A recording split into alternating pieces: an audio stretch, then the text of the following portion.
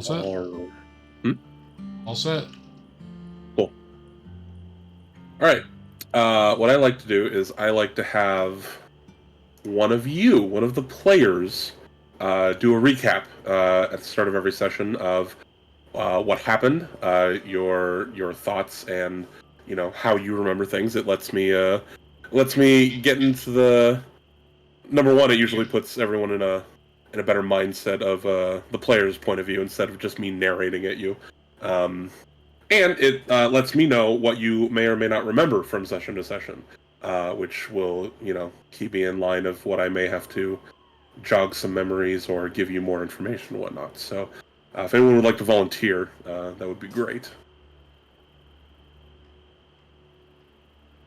I suppose I could go. I believe that my character showed up to this shithole looking for Shadow Glass.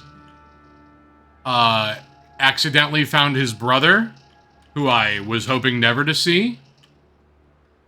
I also found a rat person and a stink baby all in a bar where we were assaulted.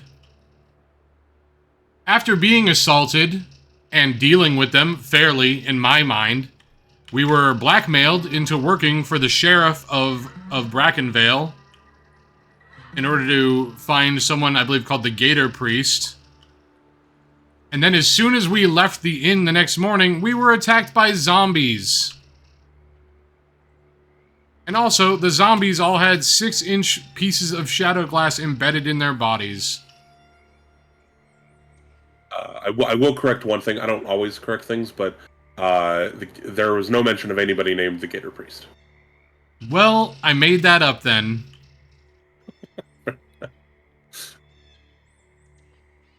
Yes, so that's kind of the idea. Yeah, so you all met. I think it's a pretty good description that you were press ganged into service of the town, and that's where we're at. You currently are standing at the foot of several bloated, waterlogged zombie corpses, where you found a 6-inch long shard of shadow glass in each of their bodies. Pondy found. Yes, thank you. Pondy found the... Yes, the stinky child is running away with the things I need. And is still currently in possession of them as you are playing Ring Around the Dead Swamp Tree in the middle of the map here. So, we begin. What do you guys do? Where do you want to go? What do you want to do? I request once again that the stink baby give me the shadow glass. Why? I was sent to gather these. Why? That is no business of yours. Mine. Give me the shadow glass. Found them. They are not yours, child.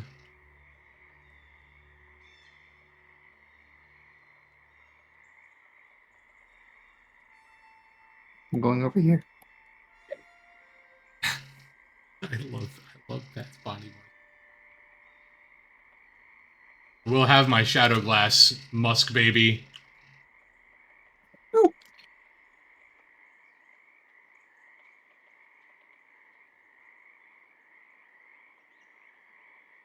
Okay, as you guys are standing around, Pondy, roll me a perception check. Okay.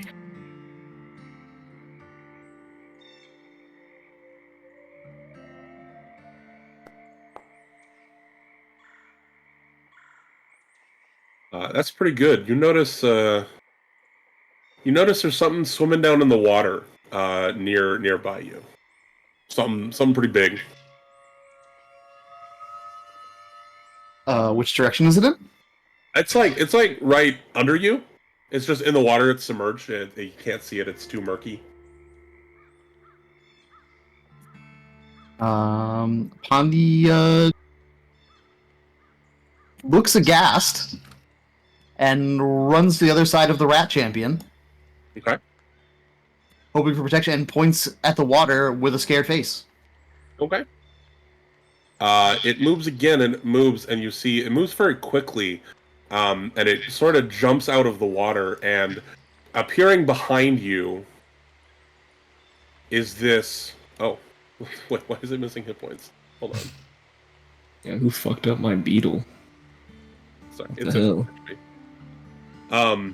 You see this enormous cockroach, just is looking at you, and it starts approaching you, and it doesn't. It's not trying to attack you, but it's trying to like lick the fungus off of you.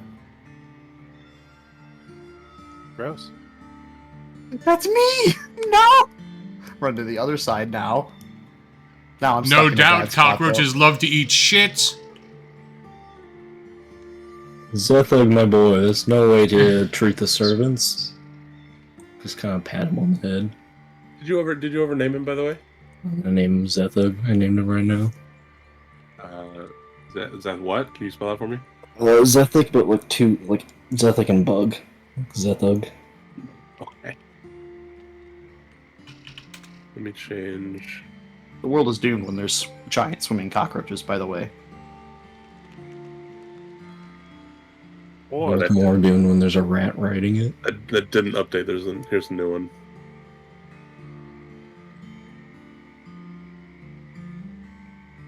It kind of looks disappointed that you stopped it from enjoying a delicious, tasty meal of rotten garbage that is falling off of your friend.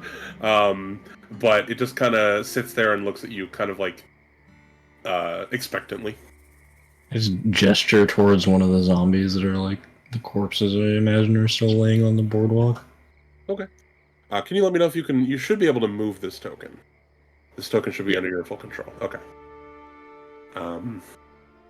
Yeah. No. Like it'll go over and this huge like 5-foot fucking cockroach just goes over and just begins devouring one of these waterlogged, moist zombies.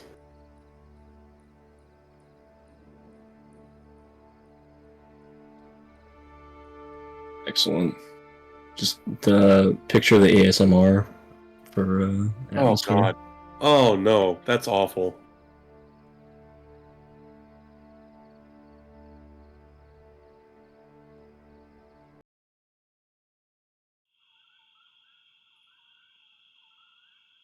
So, it is early morning. If you recall, it is probably only about 6:30. What are you guys going to do with your day? Some of you are still injured from the encounter with the waterlogged zombies. Not all of you, but some of you. We found at the end of the last session that whatever scream that like prompted us to leave the inn was just like they're dead, just a dead person now. It was just or she ran away or something. Like there's no. Yeah, she ran away. Yeah, currently there is nobody near you. You can see a couple of people have like poked their head outs to see what's going on, but everything has calmed down at this point. That nobody's really paying too much attention to you.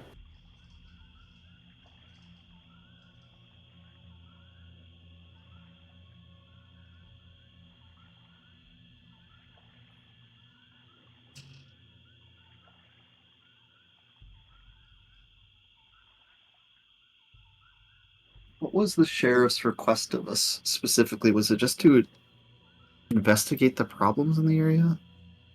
yeah, I don't actually remember what he asked us to do. I know we're working for him, but was it just the zombies? No. Zombies were the next morning that were unexpected. Zombies are the next morning. Okay. He asked you to investigate the shadow glass because weird things have been happening. Okay. I'd like to talk with Remy and Pawnee then. Okay. Hey, Maze Woldy, come here. Let's have a little grub. Let's see if we can settle this. I'd like to sit down and I don't know if you actually want me to craft or anything, but like I'll just start use them up a hand making some breakfast. No, I don't need a roll. That's fine. Pawnee would walk over reluctantly. You can hear the shadow glass shards jingling inside her mossy coat. Ah, Bundy, thank you, miss. There is nothing to settle. Remy, Labu, come here. You want this glass, don't you?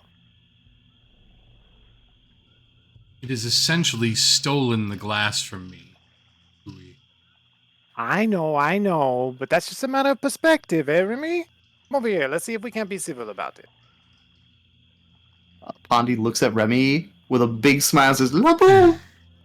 I move towards Bullion while also maintaining distance from Pondy. Alright, Bundy, now what you want this glass for? Found it. You found it? You want to hold on to it for a bit, or do you have a reason? No, I just like it. Alright, well, how's about this, Pondy? Well, say we call it your glass, but as you is so little, why don't you let the bigger one carry it for you? Pawnee thinks about it, being only 3 feet tall. I offer 1 shadow glass shard to each of the elves. Okay. I will go ahead and take it. Okay. Remy? I grab a handkerchief and I take it from Pondy with the handkerchief between me and the glass, making it clear that I do not want to touch anything that has been clearly held next to a stinky mushroom baby. Oh, I thought you might be more worried about the fact that it was literally shoved up said- a zombie's ass like 5 minutes ago. And then I say, I'll take the rest of the glass also. No. Augie might want this. It's pretty.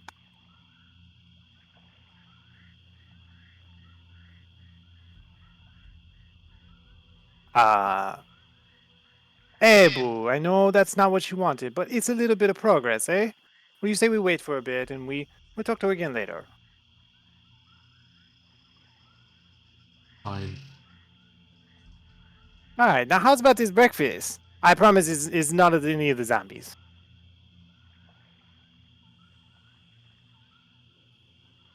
Yeah. What are you making? It's parts of the zombies. Oh no!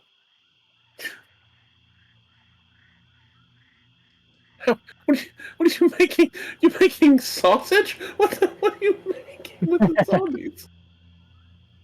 That food smells worse than the stink baby. I will not be partaking. Alright, you caught me. It was just an excuse to get you to talk. Pondy, I don't suppose one of you eats this.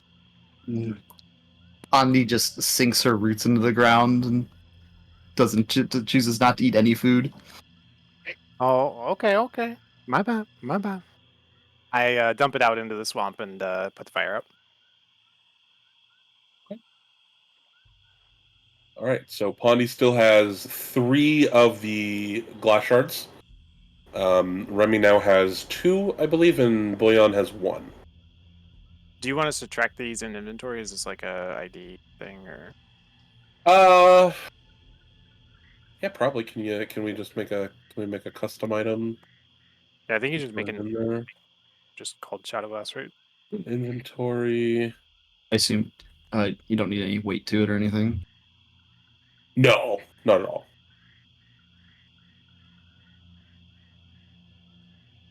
Do I have to make the item?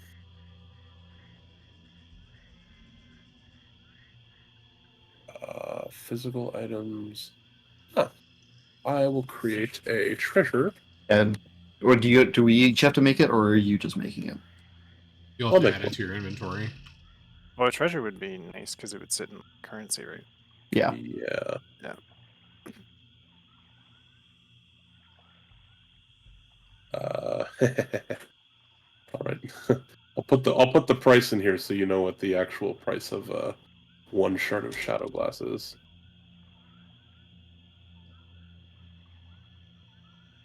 It's pretty nuts actually. Okay.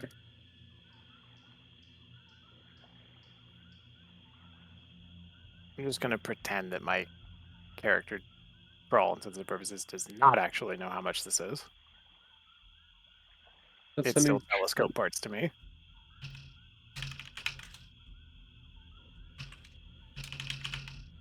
Why is this up? All right, I sent it to chat.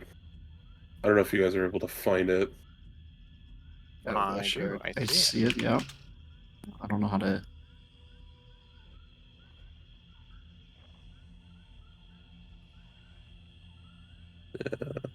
I How do can we pop add? the message out.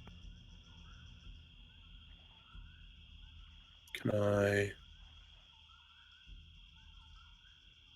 Oh, I added think it I to. can change the quantity I have. Yeah, I added. Yeah, I added one to Remy's. I switched it. I made it too. Okay. So I can drag it here to your guys's inventories. Let me do that. Why, thank you.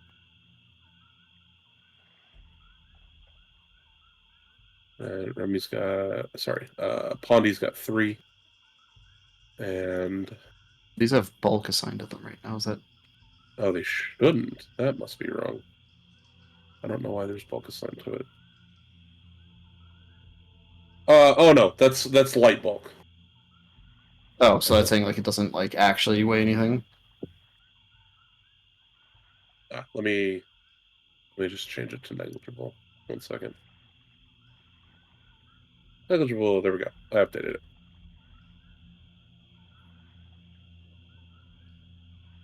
Cool. All right. All right. Or 2.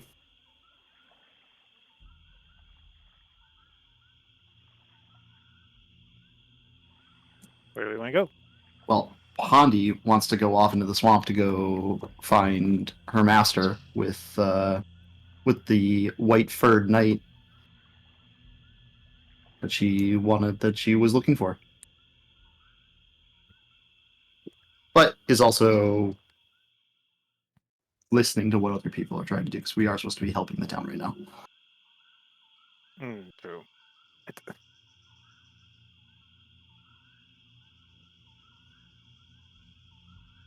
Is there any like town folk like outside, or are they just all hiding in their houses, like post the zombie outbreak thing? Roll me a perception check.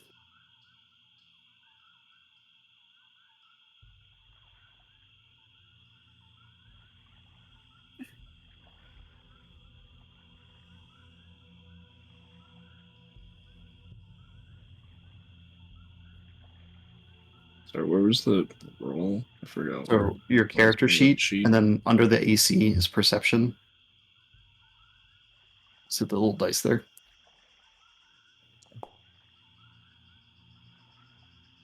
Amazing. Yeah, you have no idea. You only see yourself and your cockroach who is still feasting on a on a corpse. Might I look around? Sure. Give me a perception check. That is much better. You don't see anyone, and certainly no one appears to be watching you. However, you do hear off in the distance, someone crying. This sort of soft weeping on the air.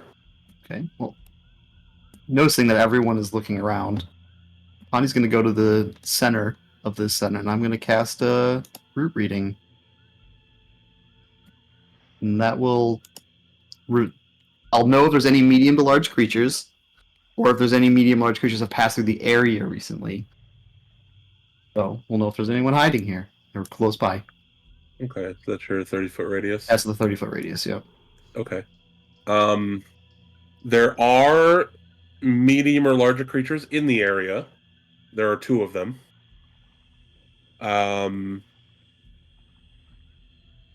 And unnoticed. Yeah, and at least 5 more medium creatures have passed through within the hour. Actually, 6. It would have been 6.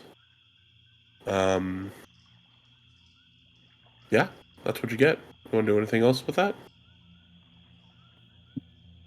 Seeing as I sense other creatures, I'll follow it up with a seek. Okay. Which is just a single perception check, right? Yeah, I think so.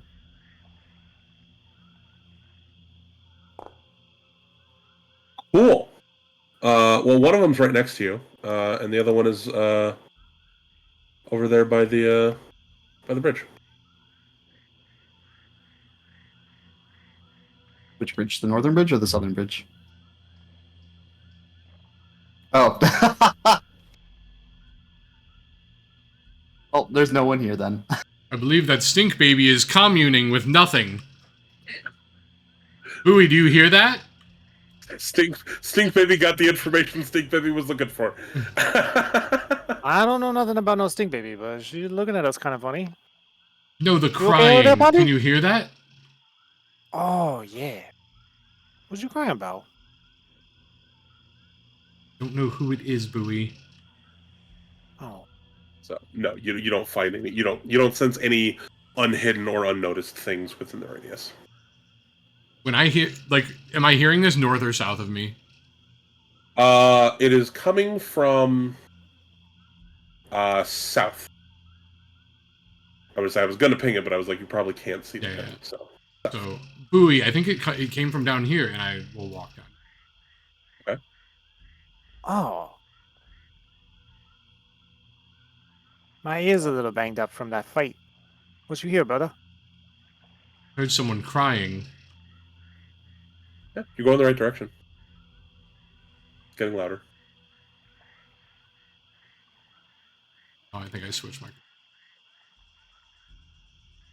I moved to the edge of the bridge. Mm-hmm. It's still going the right direction. I turn and I say, "Why are you using me as a vanguard?" I'm a little more banged up than you. Why don't you ask your little mushroom friend over there to heal us? I am not friends with whatever that is. Okay, okay. Hey, Bundy, you want to heal us up a little bit, and then maybe I'll take the lead. Pondi agrees. Well, health is Fen missing. Good amount, like 5. He's seen better days. Oh, like we can't see each other's health. You can look at their. You can look at their character sheet, and you'll see. Okay, so it's fine if we say what the actual number is, like OOC. I mean, it's public knowledge, I guess, like through the thing, unless we're not supposed to look at it. I'm not super into the metagame of, oh well, you don't know how many hit points you have. It's fine. Just you can share that. That's fine. How do I pull up the character sheet for someone else? Should be in the actors tab. Yeah. Oh, okay. I just have to click on them. Okay, we're good. You just click on their name.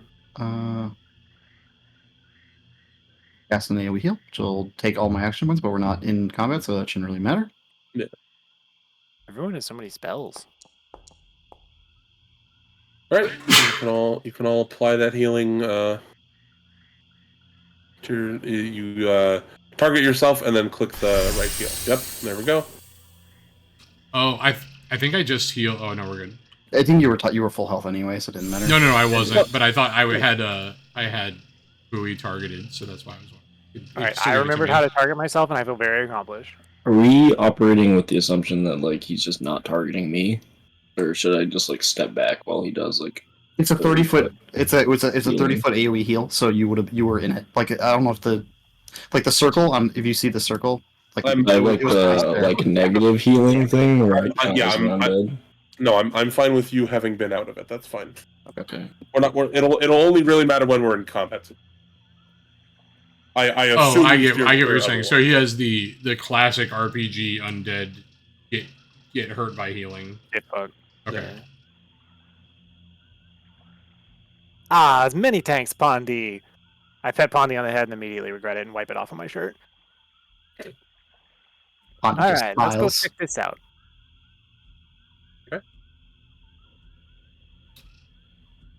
The crying is definitely heard now. To your to the right on the tabletop, it would be your left-hand character, but to the I'm Yeah, so to the- sorry. to Can the we east. just do Cardinals? Yeah, to the east. All right. Hey there. the stage left. And Okay. Yep. And then she will come into view about now.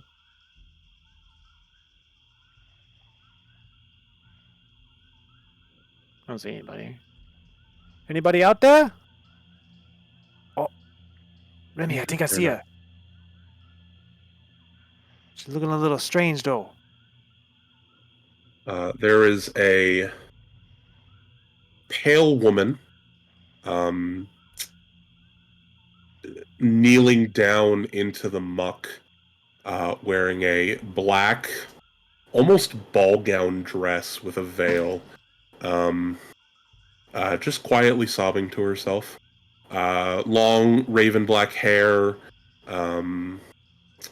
just sobbing quietly. Okay, maybe a little more than quietly, but just sobbing to herself. I share a thought to Bowie. I say, "Let me take the lead on this," and I move in front of Bowie. Hey, 5 by me. Oh no! Hello there. Oh no! We've unlocked him. Okay. She doesn't seem to respond. She doesn't really acknowledge you. She just starts to cry louder. I take one more step forward. I was going to share a thought back. Hey, Remy, I don't think she's coming on to you quite right, man. I'm not trying to pick her up, Bowie.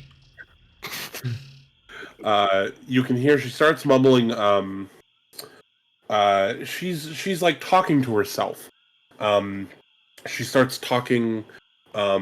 She keeps going over and over, kind of like almost like a mantra. But I know you're out there. I'll find you, Georgie. Come back to me. Just on repeat. And I hear that clearly. Now that you're this close, yeah. She's still pretty quiet. She's speaking to herself. Okay. But yes, you can understand what she's saying. Ahem.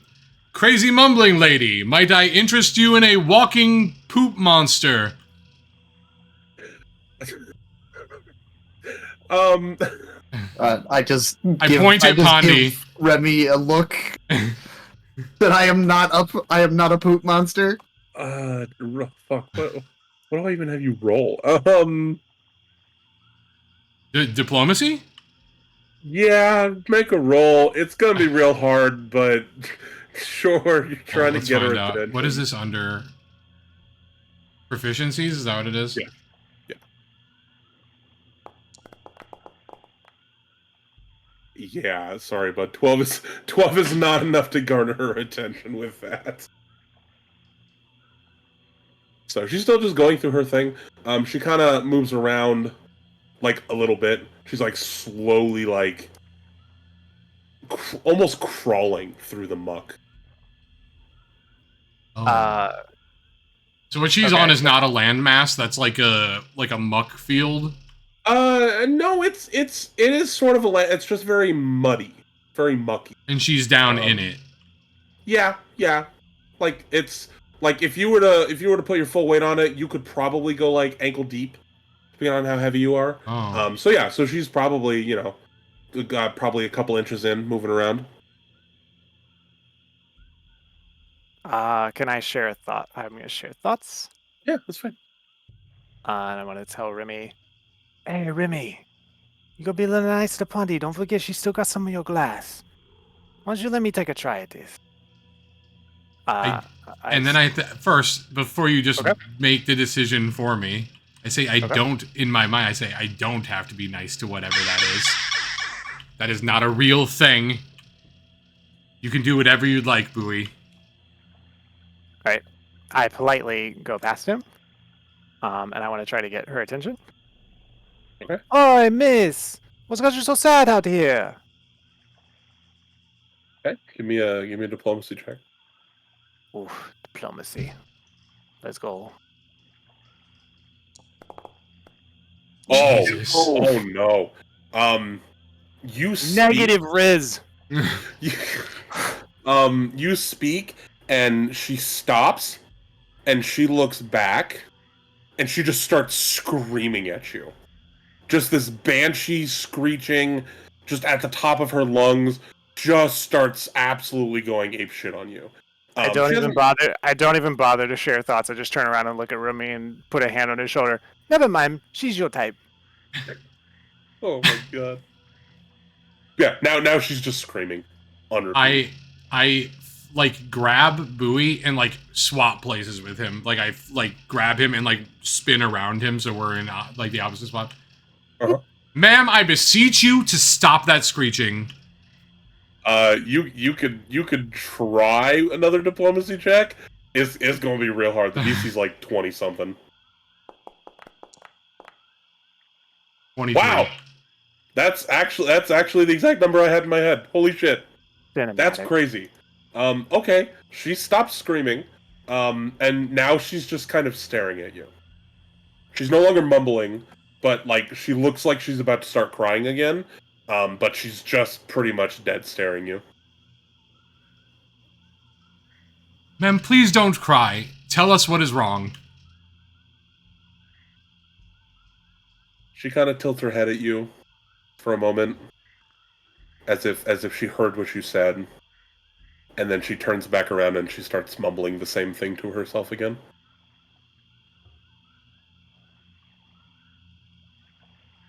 I turn back to the group and I go, well, I'm out of ideas. Let's throw the stink baby at it. Is there a reason it's like monochrome? Is it like a ghost, or is it like an actual just human person? Looks like a physical person. Okay. Maybe you should go try. Touch it. I'm not touching it. All right.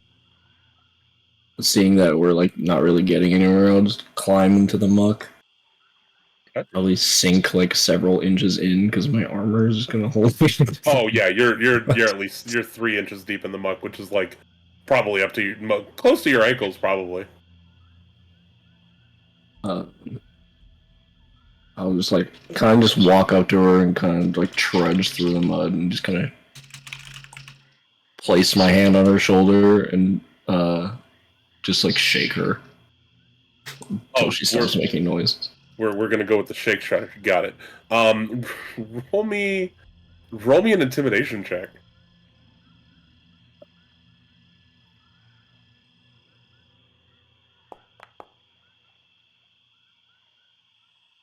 Okay.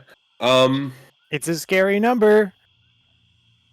Not a very high, scary number. Yeah. So she stops mumbling. You grab her. She's a physical person. Like you grab solid, flesh and bone. She's yeah. The art's a little deceiving, but she's not ghostly. She's not spiritual. She is tangible, corporeal. And she just kind of looks at you, and you can see the wheels are turning in her head. You don't know if she wants to hit you or if she's going to start screaming again, but she's debating her options. Be like, I'll speak up and be like, "Come on, collect yourself. You can tell us why you're so upset. We just saved this fucking backwater town from a horde of zombies. Surely you can trust us." I will allow a diplomacy check. It's gonna be tough.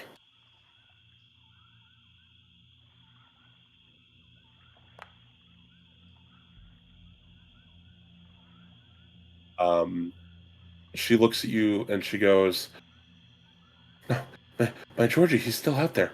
He's still out there. He's still out there. I'm telling you, he's still out there."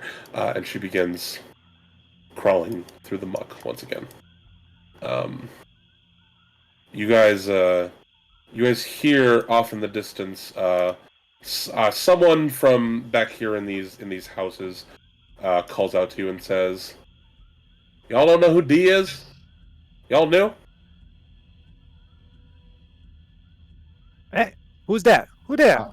Being close by, can I roll a perception check as to which house that came from? It's the close one. The close one. Okay. Yeah.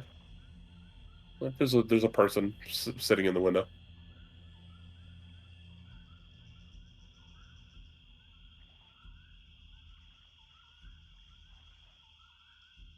Well, you humanoids were over there having the conversation. I'm over here feeding fucking Zethug, okay? I'm giving him mushrooms. Oh yeah, that big cockroach is just going to just eat every last inch of garbage scrap off of you if you allow it. Perfect.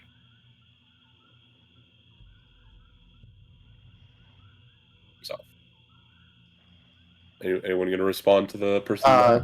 I look up at the window and go and say, "Who's Dee? She's nice. She looks nice." Well, what are y'all doing bothering D? Huh? If you're traveling, you should be traveling through. If you're not, don't put that woman through any more hell. Meh. With whom are we speaking? Daphne? I don't know. Her name's Daphne. Hi there, Mr. Daphne. You say this Miss D, she been through hell. What do you mean? We're in the ploy of the sheriff, you see. So we're not skipping town or nothing. Nah, that's a Delphine Beauregard. We know her about D around these parts. She and her husband Georgie got married probably 6 years ago, and he done on vanished in the swamp. Kind of broke her, you know. She been crying around in that dress that she stained, and because now that you've seen the black dress that she's wearing used to be a beautiful white dress that has just been fucking plastered with black dye and ink, and not even like a good job of it. It looks grungy and dirty, and it looks like she's worn it every day for a very long time. So Daphne will speak and say, "Yeah, you're not gonna get much out of her. She's just doing her thing." I see. I lean over to Remy. Remy, I think we best leave this one alone. I think she's been through too much already. What do you mean? This is the only lead we have. And but I immediately walk past Zethic, and I want to make it clear that my litheness makes it so I don't sink in this landmass at all. Give me an acrobatics check to see how well you can stay out of the mud. All right, acrobatics check. I go ahead and follow him to the edge of the dock. Remy. 24. Okay, you're good. You're keeping real good off of the mud. Madam, what happened to George?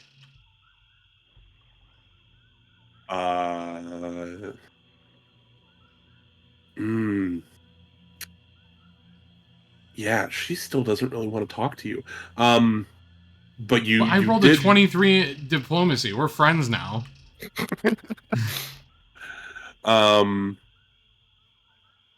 Wait, when did you roll that? Did you roll that on her?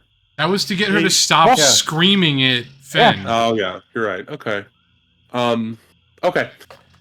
She'll look at you and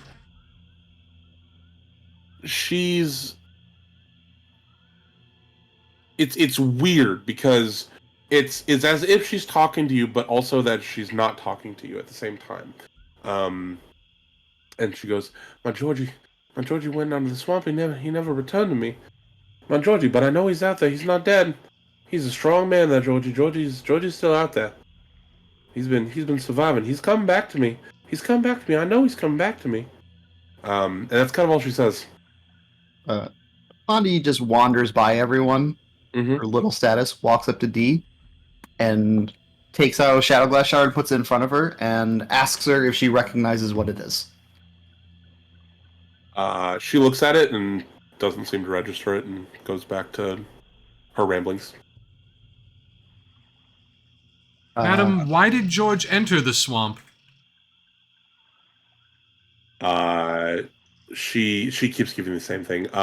Daphne from behind says, if you're looking for information, you might have better luck talking to someone else in town. Have you? So you boys said you work for the sheriff, right? Yes, man, we did. Have you have you talked to Uncle Gideon or God forbid Mother Vela? Gideon? That sounds like a great idea to me. Remy, it's nice you got your swamp feet, but please, come on, get out of there before you sink in. Your swamp feet. I am sorry, Mr. Daphne. Where might we find them? Oh yeah, no. Gideon's got his storefront, and it won't be hard to find. And well, if you just go looking for Vela's abode, you'll find it. They always seem to do. Specific. Thank you. All right, I think we should just head back. I think we should try like the west side where there's a bunch of houses now. Everybody good to just like wander that way? Bondi, being a child, has already wandered off. Okay, let's catch up. Fine. Little Miss Bondi, don't go too far. I give Zethig like a wide berth as I move past.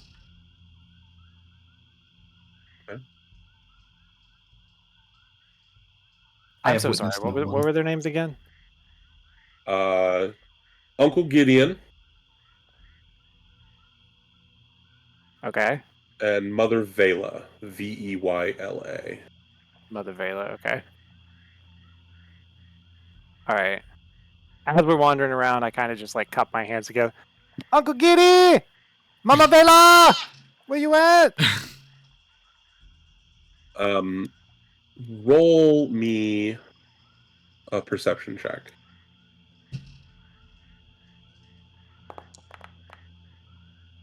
Okay. You can see over. Oh, it's probably too far, but to the northeast of you, above the big tree in the kind of center area, there's a house up here. I don't know if you're able You to. can see the pings, yeah. I see it. Yeah, I see Okay. it. How do you ping again? Just hold left click. Hold left click in. Okay. Yeah, you can see there's a travel sign that says not travel sign. There's a store sign that says Gideon's Trinkets and Curiosities. Okay. Do a moderate well, cast my fear. I just need to yeah, get up and get something from my door real quick. You're fine. Okay, that's fine. It's okay. I might have to let out my dog. Yeah, I'm just gonna like wander my token over there. Okay. Uh-oh. My token number. What's happening? Why can't I go up? Because you're trying to move through something solid. Wait, this is solid? Oh, no, it's not. There we go.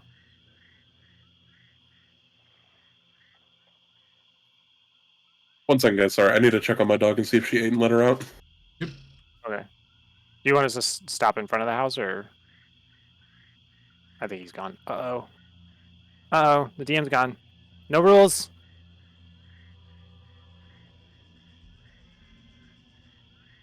I said no rules, but in actuality, I have stopped moving my token. I'm also Right. going to In get a drink. I'll be fact, back absolute rules. Right. In fact, I am now afraid to touch anything. All right, I'm going to get a drink. I'll be back.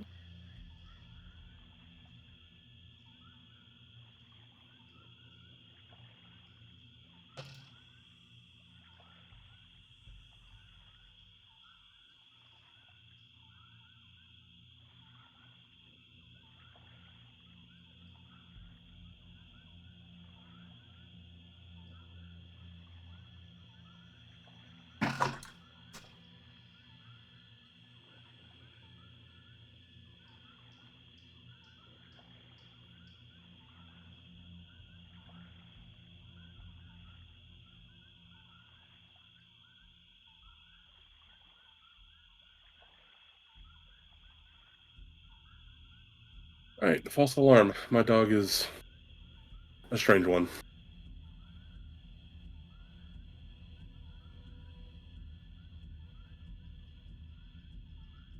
Okay. Sorry. Yep, you're good. All right. Is everybody still here? Did anybody else get up? I think Finn got up. Okay.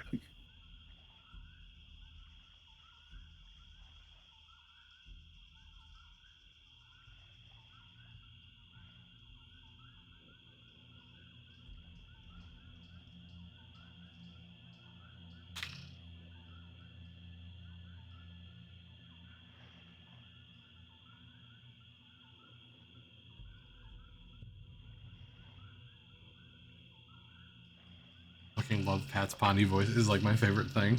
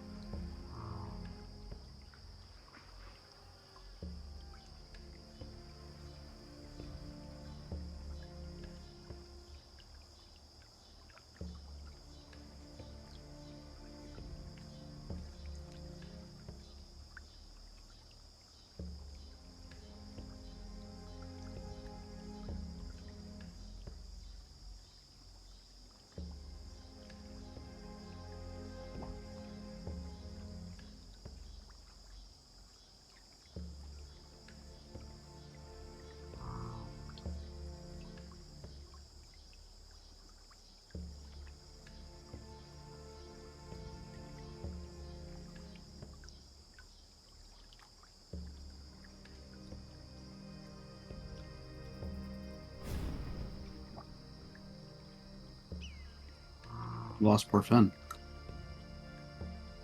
Didn't make it. Oh, he got up to use the bathroom when you guys got up. He fell in. He asked if Crixian wanted him to move all the way to the building, and Crixian had already gotten up, so he just like dead stopped. It's actually perfect where he is, so that's it works out.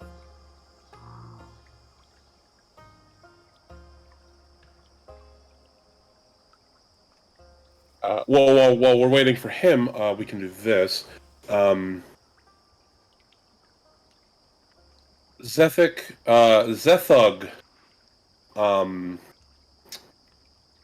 Zethug is your loyal and trusted companion, right? Been with you for quite a while now. You can tell when he's trying to get your attention. You know, kind of like a dog that's trying to, get you to pay attention to them. It's just a very large dog, and very different mannerisms. But Zethug is like kind of like he nudges you forward and is nudging here. So you're going in this direction. Zethug is kind of like he's following you, but he seems to want to go this direction. Like he wants you to do something over here. That's all you get. I'll just like immediately peel off in that direction. I just like jump in the water. Okay, so you're gonna follow Zethug and go whatever direction he's taking you. Yeah, because we haven't really gotten a whole lot out of the local peasantry. Okay, so he'll jump in the water. I'll put him here, and you put yourself next to him. Oh, you have both selected, I think. Cool. And then I will allow them, because I'm assuming someone might say something if you do that. But Fen needs to come back from the bathroom first for that. So, but yeah, so your companion is pulling you one direction, and your other companions are pulling you another direction.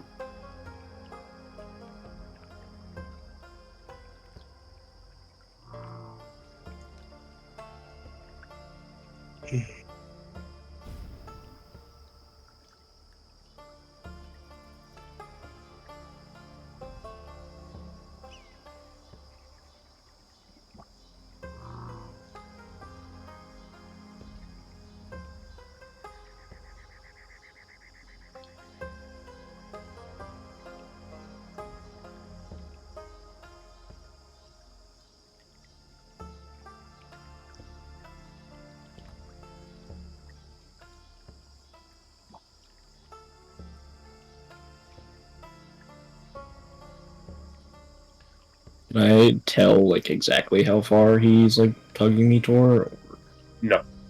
just a direction. Yeah.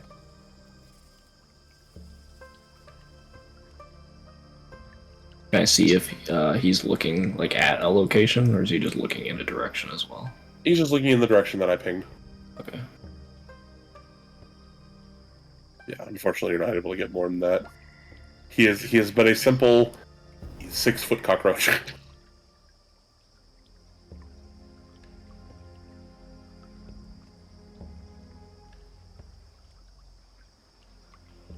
So like at or above the intelligence of the local population. God damn. I mean, I guess that's a matter of perspective.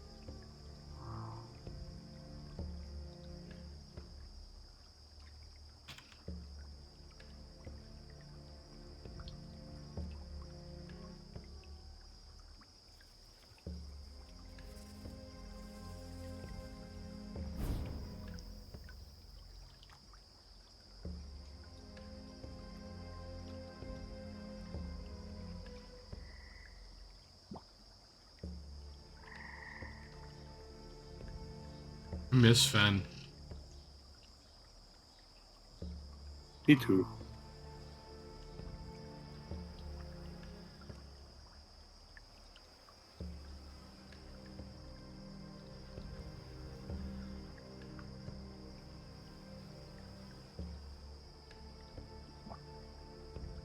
Well, I got a really funny joke. Funny, haha. It'll be funny, haha. Yeah.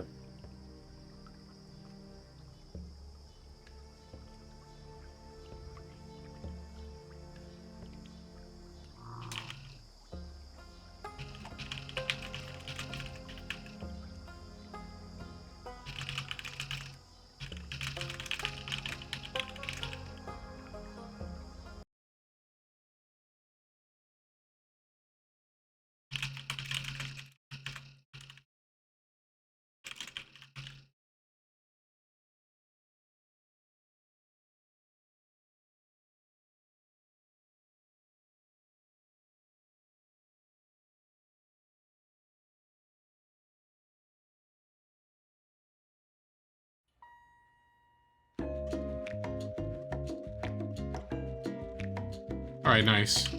Funny, haha.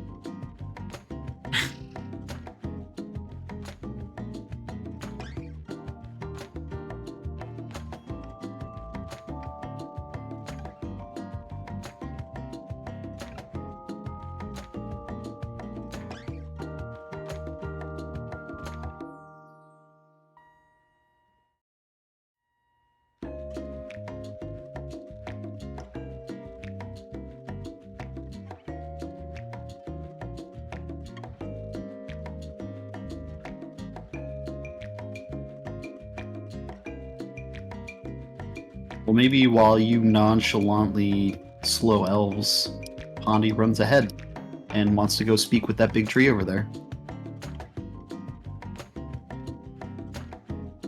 Run over here and go talk to this tree. Okay. Hi. Since plant communication is very rudimentary, I sit there and just talk to the tree, Okay. asking how You it's ni- going. You nice to the And tree? I'm very nice to the tree. Okay. And I pull out one of the shadow glass shards and tap it against the side of the tree and ask it if it recognizes it. Hmm. You tap Doesn't the need to give shadow direct glass. answers, mind you. They can give like sort of emotional feeling answers. Oh, are you actually using an ability to speak to? No, it's just plant empathy is just something that I have. You have a connection. It's a druid feat. Can you put it in chat? I mean, I have it in front of me on Wanderer's Guide. Let me see if I can. Could be in your character sheet, right? I'm sorry, what? Could be in your character sheet, right? Under. Is it under the character sheet? I know it's on the Wanderer's Guide character sheet, so I'm not sure if it's under here. Plant empathy? Alright, I got it. Yep.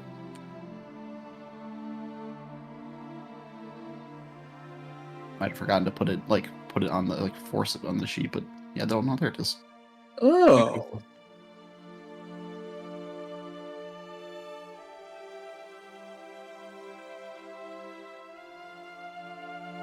On a rudimentary level. Yeah. What is a rudimentary level? Okay.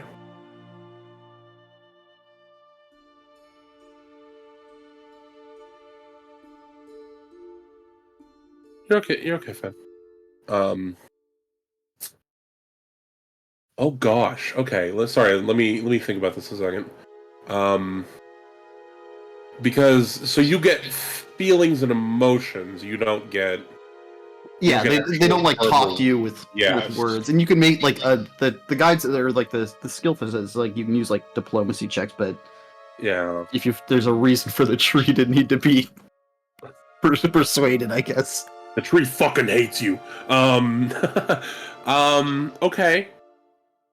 You're talking to the tree. The tree seems pretty neutral, as trees tend to be. You pull out the shadow glass, and you put it near the tree, and immediately the tree gives you a sense of dread. The tree does not like this. Okay. Yeah, the tree. Pondi, the tree is recognizing that if a something tree you doesn't like it, it's probably very bad and very, very evil. I run at Remy and throw all 3 of my remaining Shadow Glass shards on the dock in front of him. Okay, yeah. Pondi just throws all the shadow glass at your feet, Remy, and doesn't look back. That's more like it, and I pick it all up.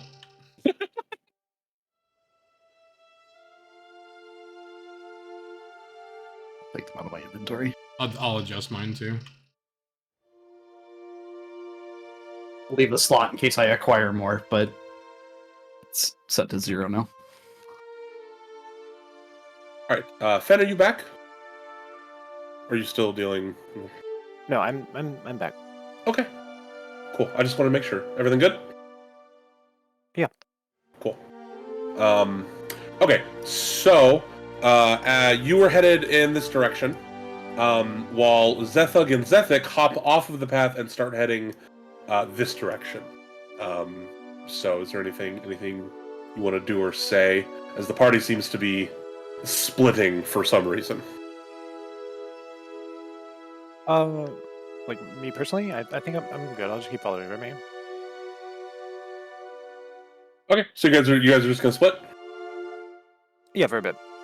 Okay. Well, now that I've been reassured of the Shadow Glass's evilness, I'm going to go find the White Furred Knight again and follow him around, but stay on the opposite side of him from the cockroach.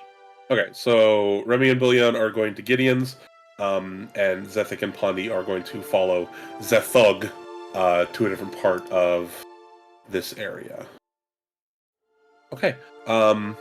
Remy and Bullion, you will enter Gideon's, and we will return to you later. We are going to move over to Zethic and Pondi and see what they find.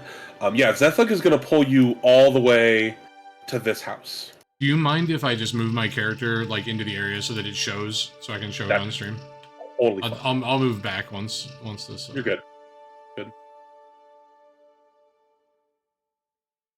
I totally get it. The map is set up with all those walls, so I'll watch Rob's stream, but I'll just leave mine as like a placeholder for where we are. that's fine.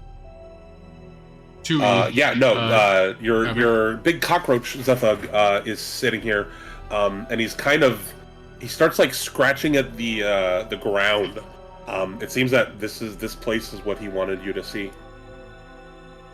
Is it like a shack, or is it just like a wood plank? It's a home. It's a very homely home. It looks sturdily built, more for function than fashion. There's a whole bunch of trinkets and doodads and various sorts of markings and things on the outside of it. Give me a...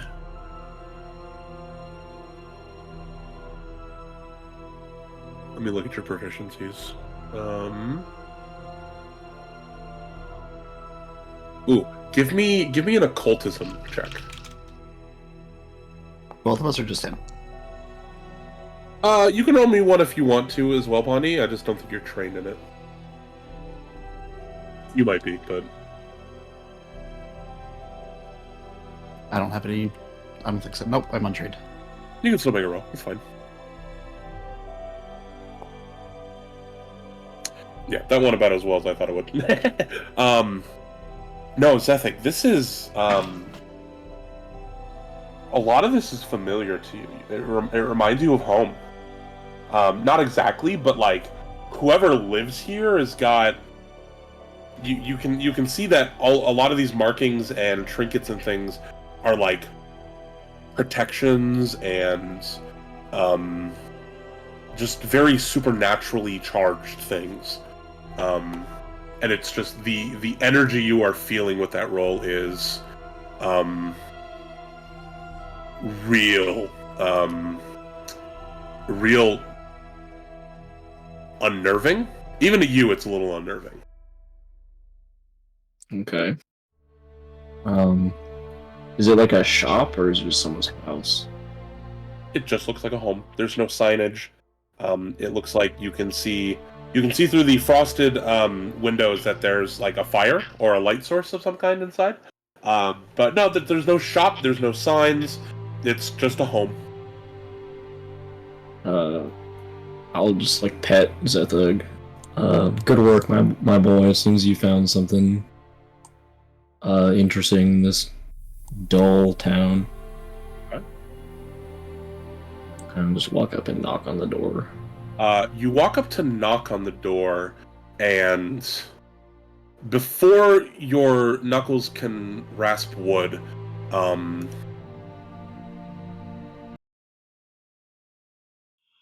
you get the creaking sound of the door just swinging slowly open for you, almost as if you're expected. I'll walk in. Okay. You walk in. I don't have an additional scene for this, so we're just gonna keep it on the scene. Okay. You walk in, and there is a fire with a cauldron over it. The smell of probably some kind of medicinal herbs floating through the air. A whole bunch of more occulty, supernatural things lining the walls, and sitting in a rocking chair, knitting, is this lovely lady.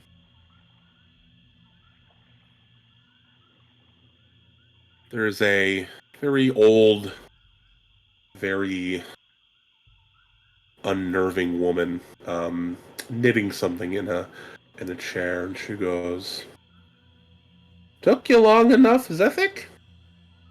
Come in, come in. The air is cold, and I'm sure Pondy's also cold."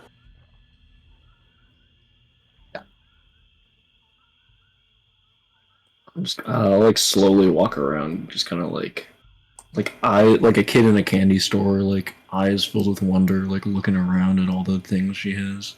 Okay. Yeah, no, there's a whole bunch of shit that you recognize. What we go the stereotypical Eye of Newt, bat wings, all that, stereotypical supernatural, spooky, occulty, witchy items. But she just continues knitting. She seems to be enjoying the comfort of the warm fire. And as you enter, she kind of just takes you see she grabs like this like staff, and she kind of puts it into the cauldron over the fire, slops a bunch of it outside. Um,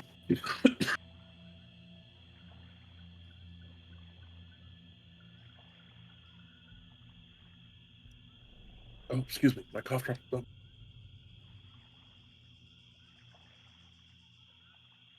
Oh. Oh. There we go. Sorry.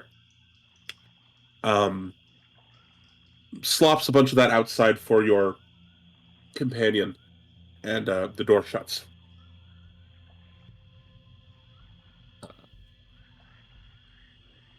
I'll like continue looking around. Quite an admirable collection you have here. What do we got cooking? Well, when you say what do I cooking, are you specifically referencing the cauldron, or Yeah, the cauldron that's like in the middle of the room. uh, she goes, "Would you like some?" Yeah, I'll partake. Okay, and she'll hand you hand you a big spoon. Eagerly, just kind of scoop up a big spoon, and, like sip it. Okay.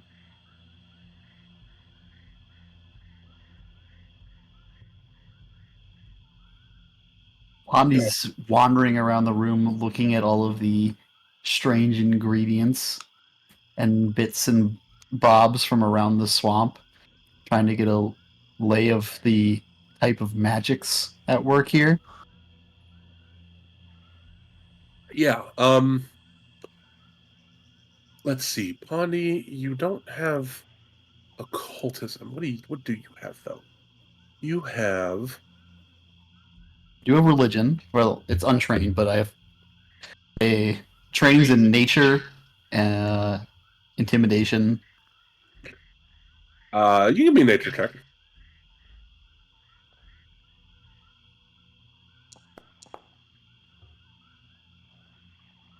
You don't know. You don't know what a lot of these are. You are not well versed in the supernatural or the occult, but a lot of these are natural things. Um, you recognize the things that are plant or root derived.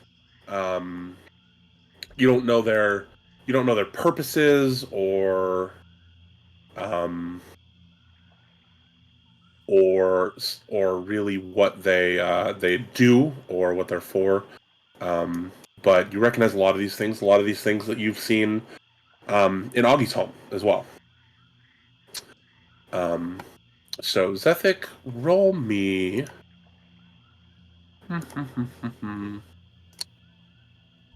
Well, at first I definitely need a fortitude save.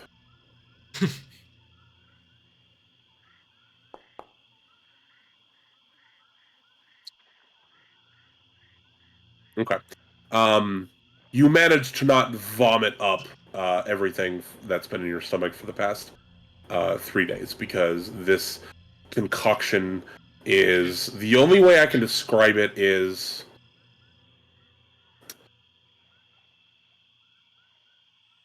meat that has gone bad and has taken on a gelatinous texture, Oh, combined with straight black licorice flavor. oh God. I kind of smack my lips a little bit. Still better than the bartender's merchandise, if you can call it that.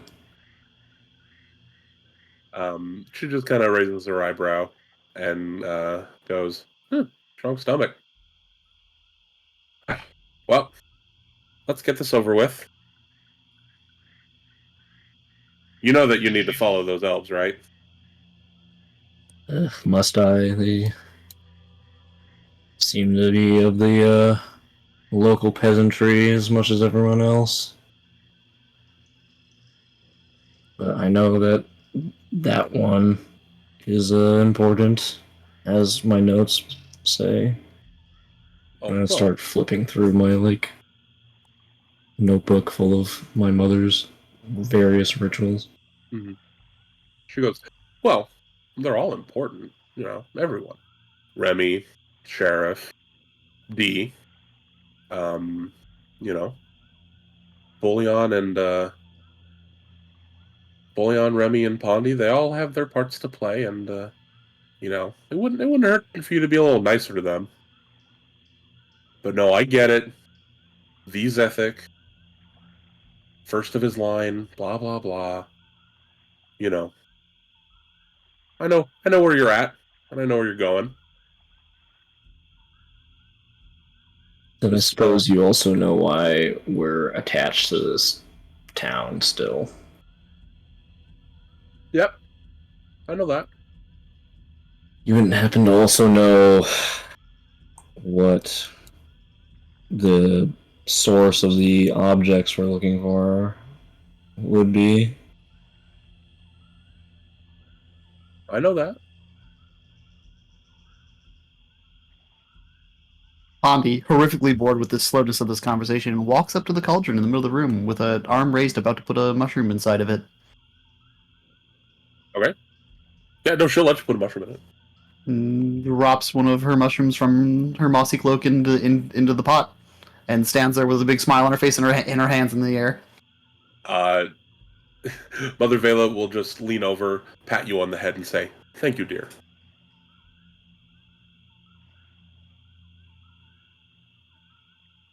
So, um, she'll turn her gaze back to you, Zephyr, and go, like I said, it will soften the blow if you are more agreeable to your new companions. Just a little advice from Mother who knows best. I'm sure you will ignore this, but that's okay. Most children do. Damn.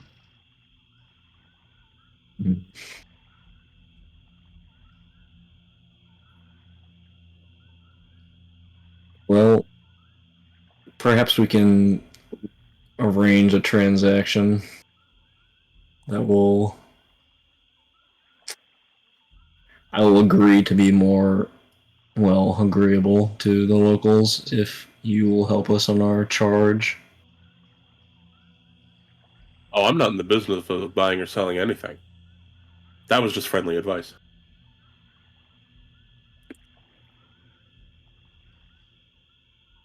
Well, I'd very much be interested in finding out in what kind of business you are interested in. I just give advice to those who need it when they need it. If you would like to purchase information, well, your friends are at the right place for that.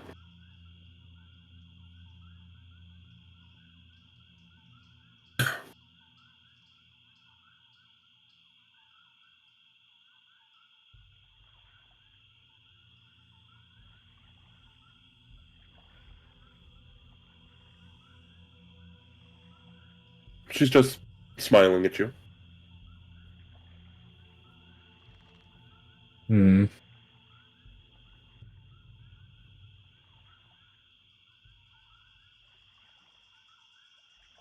You wouldn't mind if I let my companion in here? He seemed to have a certain interest in your humble abode. Yeah,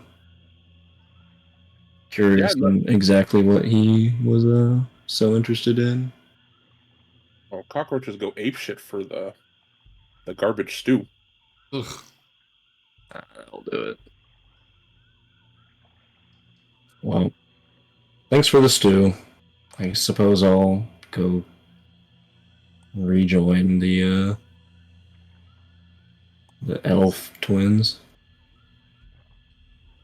Remember, you're not invincible. I If you wish, have been up to this point. if you wish to ascend, you will need allies.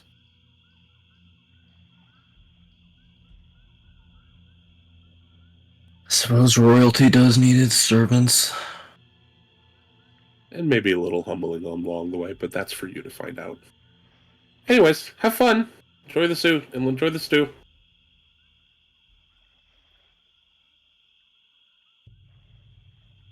So, Is this like a meanwhile elsewhere moment? yeah. Okay, let me.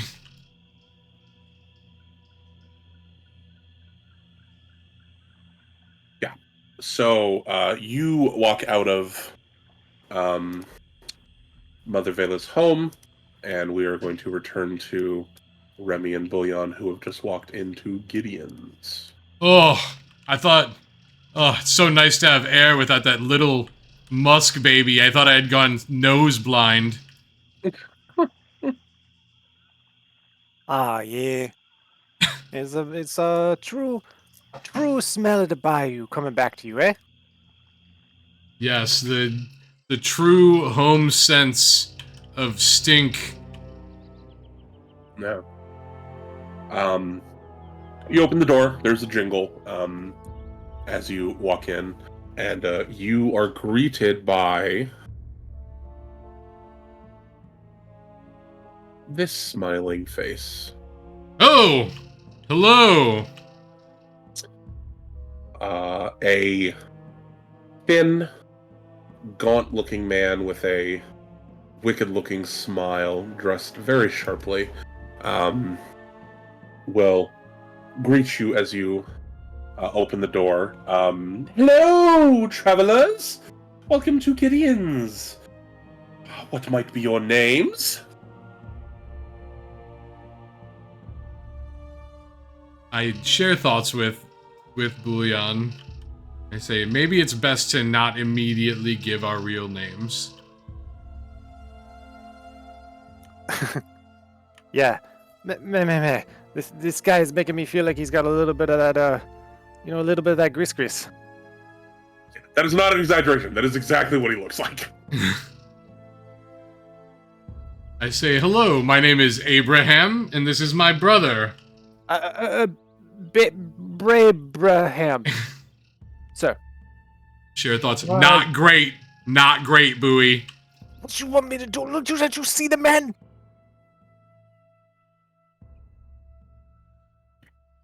Ah, yes. Abraham and Babraham. Brothers, I can see you look very similar, very handsome. What can Uncle Gideon do for you today? For us, right? Not to us. Yeah. Oh, right. Oh, yeah. Miss Daphne down the way. She said, we's be getting some information here. Oh, information, trinkets, goods. I like to dabble in many things involving bargains. Ah, Do you like to bargain with me? And his head kind of tilts when he says it, smiling. It's definitely unnerving you. I'm picturing his head tilting like just 5 degrees too far. Yeah, I jingle the shadow glass in my bag to spark his attention, and I say, I believe my brother Babraham is discussing the existence of shadow glass within your town. Ooh, shadow glass. What's that? Sounds expensive. What, you never seen any of this? What about all these spooks that be walking around with this stuff in the... You're one of these spooks. Pardon me. I didn't mean it. I pull out a piece of shadow glass and I say, this is what Babraham is talking about. Ah, I see. Looks expensive. What does it do? Well, as far as we can figure, it's making the dead walk. I share thoughts to Bouillon. You're giving him too much. I'm sorry, brother. I just he don't blink. He don't. I can't even tell if he breathing. Maybe in this particular case, you can allow me to take the lead, Babraham. Cool. Yeah. Cool. Okay. I was led to believe, Mr. Gideon, that you were the one with the information, not us. Oh, I got all kinds of information if you're looking for it. What kind of information you need? And what are you willing to bargain for it? Would you be interested in a tiny, little, poop-covered mushroom mage that speaks? God damn it. I'm sure it would be great at parties.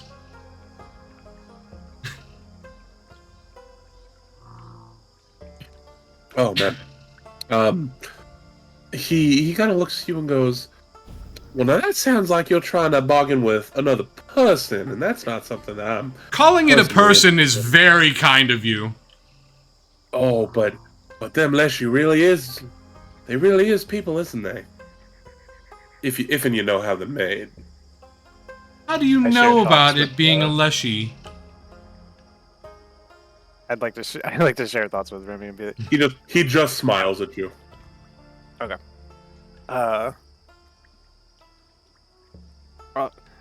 But Pondy's not ours to be trading, and anyways, Pondy done gave you the glass, like, you know. It is my glass.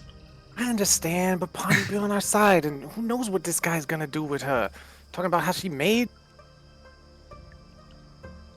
What do you want to trade with him, Bowie? All we have is the shadow glass, and he could easily be the person animating the dead with it. Oh no, I don't know. What about... Oh, I know. Why don't we ask him about the sheriff? Surely the sheriff don't like this guy in his town. I'm gonna give you guys a hint. If you guys... Do you have the basic action macros on your hotbar? I do not. Yes. Oh, yes, I do. Find it. Okay, yeah, you can find it in the directory. If not, and drag it on. If you select yourself, it'll pull up a window. If you want, there is a thing you can do called Sense Motive, which is essentially, in 5th edition, this would have been Insight. This is your Sense Motive. This is your getting a read on what this guy is saying All and right. doing. So if either of you would like to do that action I'll chuck now. it. Okay.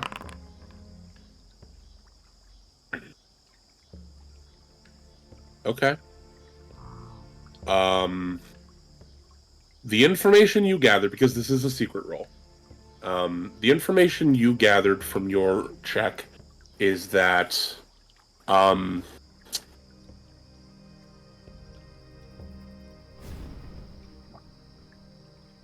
way he reacted to the shadow glass was not how someone reacts to things that they are unsure of.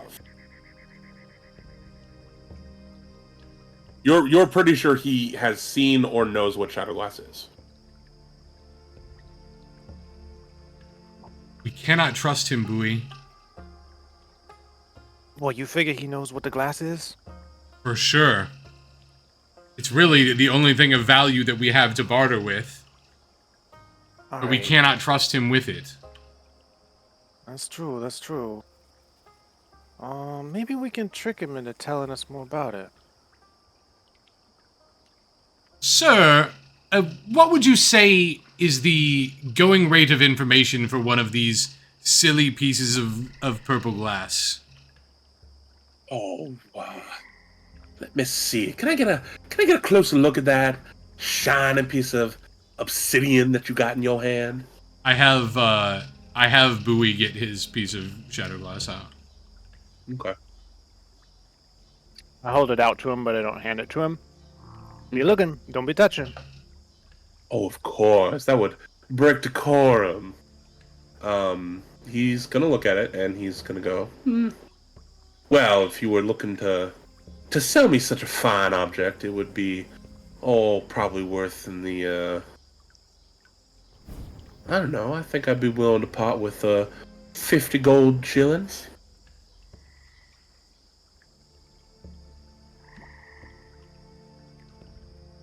And what does information go for in this town? Depends on the information, my friend. What are you looking for? What are you interested in? What makes you tick? Well, I'm looking for whoever is controlling this flow of shadow glass in this town, and I also am interested in the sheriff. Oh, and the sheriff. What are you? Are we making an accusation in my store? Of course not. Oh, okay. I just wish to know more about my bedfellows.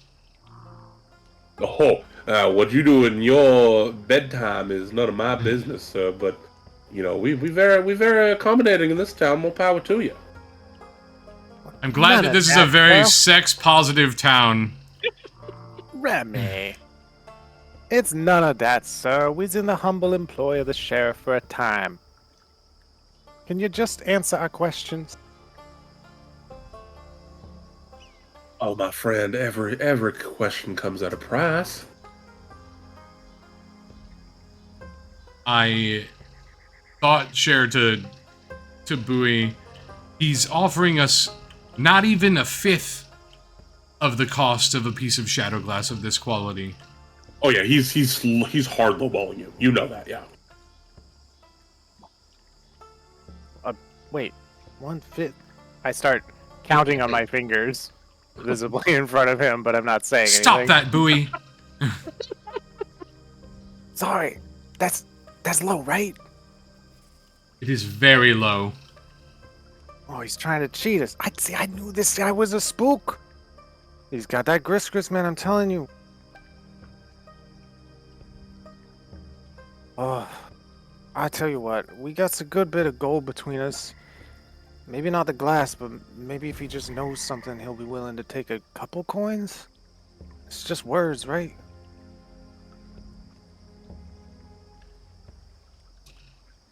Sir, how much to tell us what you know about the movement of shadow glass through Brackenvale? I'm afraid I don't know nothing about no movement or no glass. Glass can't move. It has to be moved by people. Or in people's. I'm visibly frustrated with his like not following actual conversation. Sir, how much to give me information on the people who are moving the glass through Brackenvale? Now, who said I know anything about people moving this glass through this town? I believe that's what we call an accusation. I'm not accusing you of doing it. I'm accusing you of You being accusing me knowledgeable of- of the town. You are accusing me of being knowledgeable, which I am not conceding to.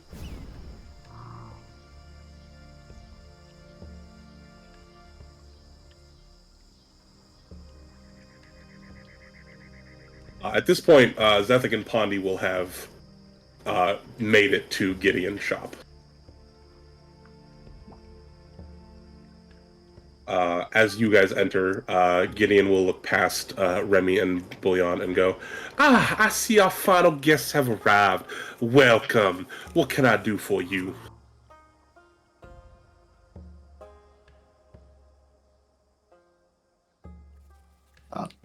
Pondi, upon seeing the elves, looks at them and goes, "Labu!"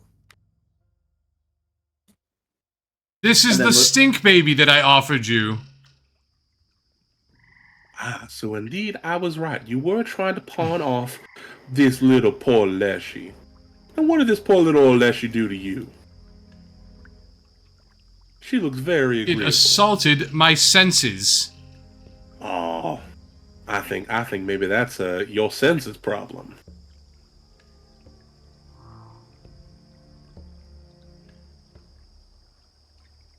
I share thoughts with Bowie, and I say that we cannot do business.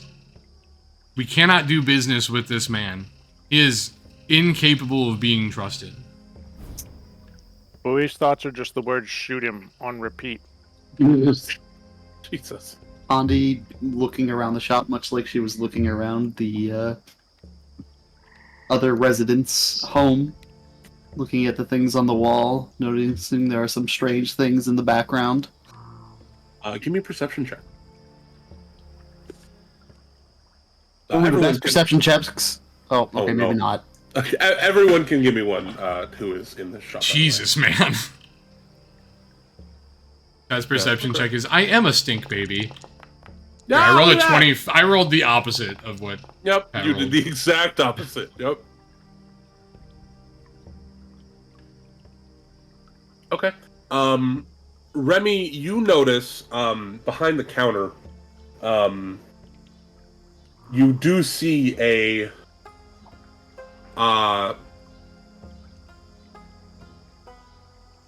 funnily enough, where you have spent most of your life, right, at the academy. Right. You've seen a lot of oh god, I don't want to mess up the thing. Let me double check my notes. It's Shadow Glass and what's the wood called? Blackwood? Shadowwood? No, I don't think it's that.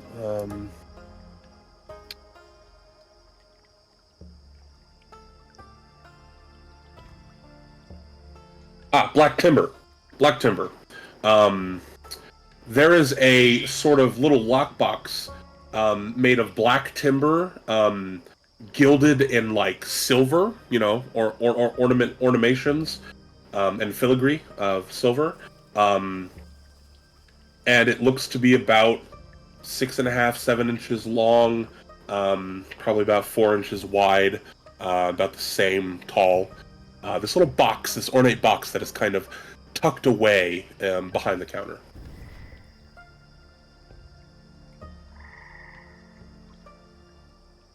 The lockbox is clearly of Noctarian make.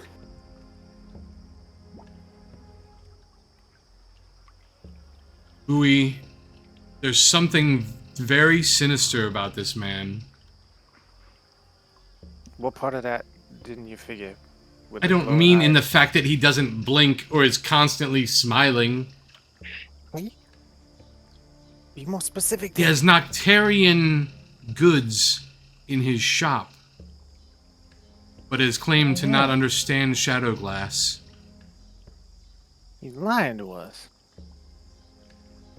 I want to create a diversion so I can steal his lockbox. Okay, you're going to attempt to try to steal the lockbox. Okay. No, I'm sorry. I'm telling Bowie to steal the lockbox while I create a diversion with distracting words. Yes, please. That's the action. I want to do create a diversion, distracting words, and I want to tell Bowie with our mind conversation that I need him to grab that lockbox. Okay.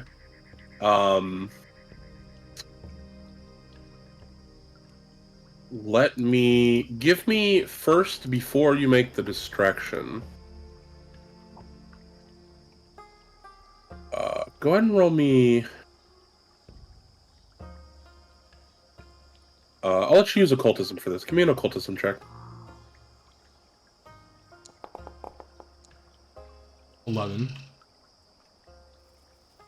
11.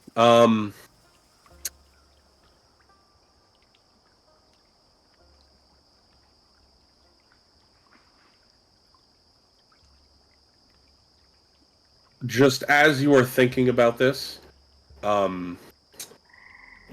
for a moment, your mind flashes to you,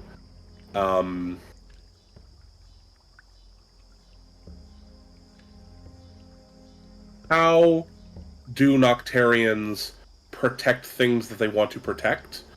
And for a minute, you pause and think, you don't know if there's any magical enchantments on this box, but for a brief moment you consider how someone you know in Noctarian might defend things that they leave lying around. I put my hand over my mouth and I say to Bowie, we can't. Something awful could happen to you. Or worse than that, something awful could happen to me.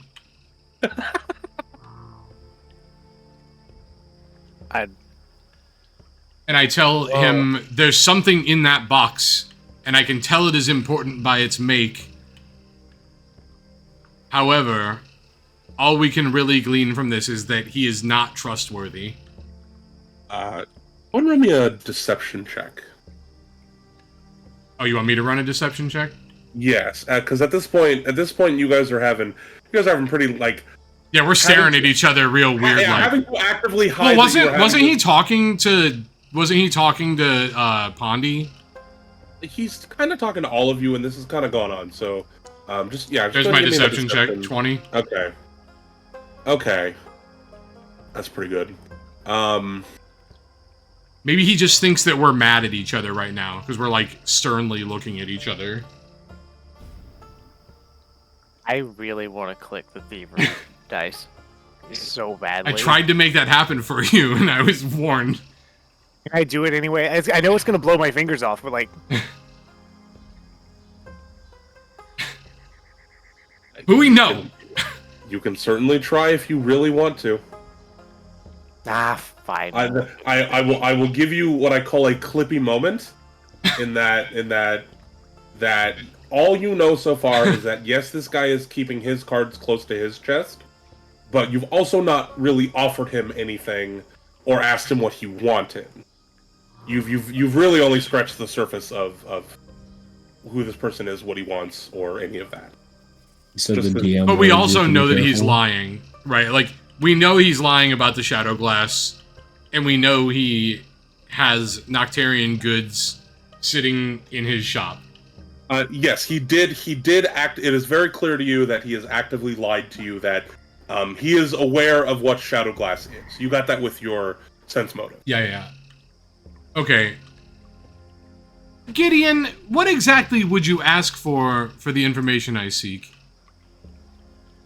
Oh, now we're speaking the language of the bargainer.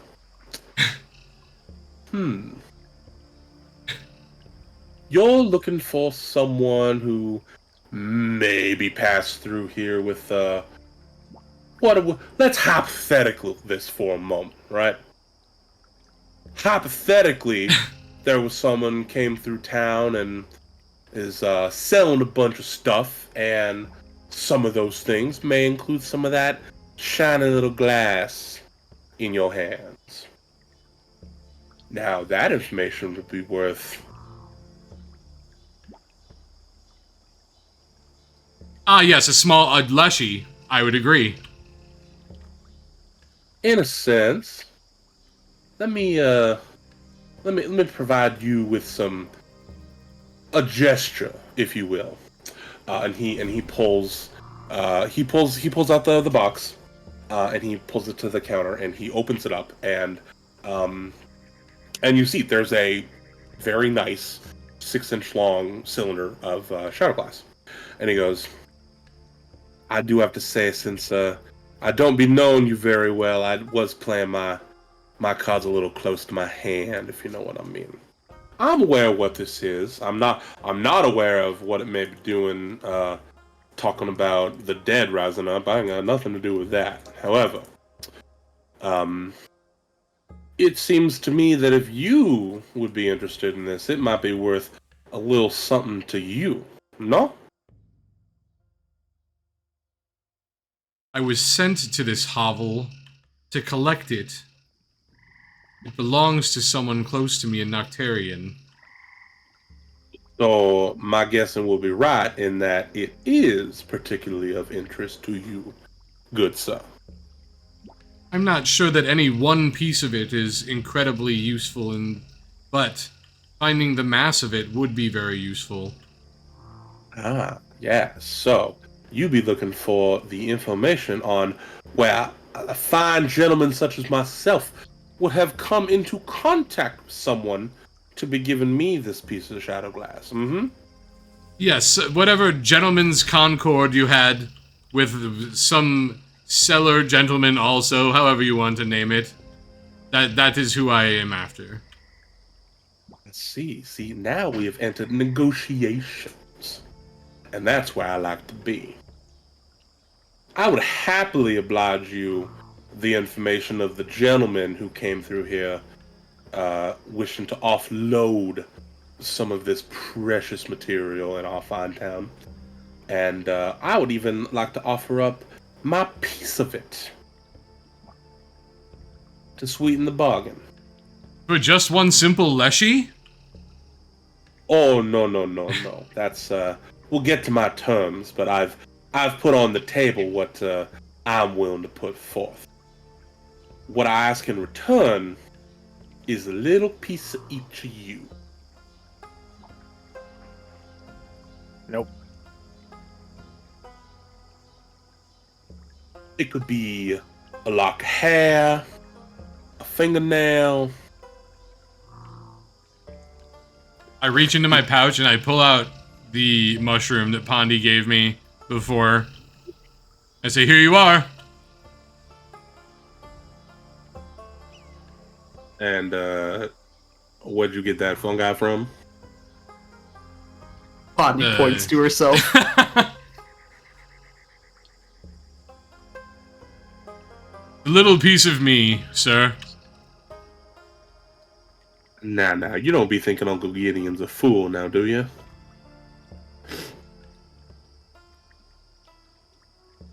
I don't like that you call yourself Uncle anything. And I find it interesting that such an esteemed gentleman from Noctarian is such a bad liar.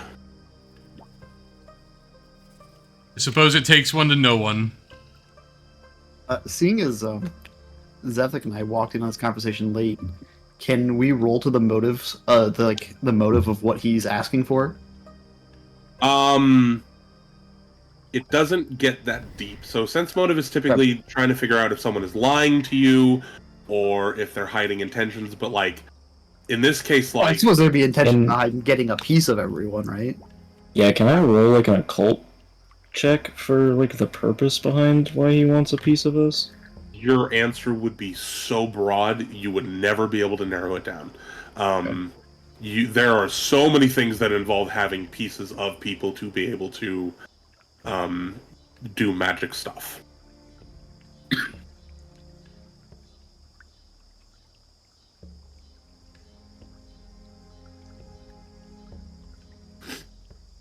He's laid out the terms. He is willing to give you the information you're looking for, and the piece of shadow glass that he has obtained in exchange for a small piece of yourselves, which includes hair, nail. In this case, a fungus would work for Pondy. But yes, he wants a little piece of each of you in exchange for this information.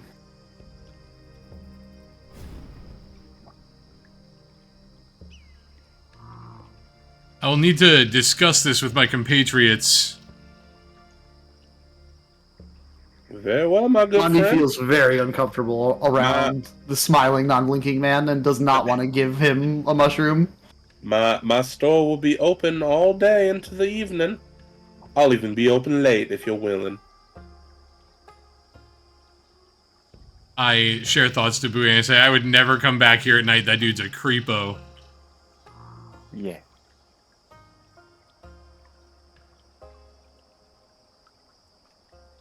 What? The smiling guy in the weird swamp town that's spooky, ghost-filled, creepy? No, he's a really good guy, guys. So I think I want to step outside to discuss his terms That's fine. with the squad. Yeah, no, I assume that you guys had walked out. He lets you. He doesn't. He gingerly puts the shadow glass back into his box and puts it in a different place. You don't see where he puts it. Should have stolen that on the way out. Pondy just sits there shaking her head and clearly saying this is a bad idea. I want to do something wildly ill-advised. I am not sure that there will be another way to this information in this hellhole of a town.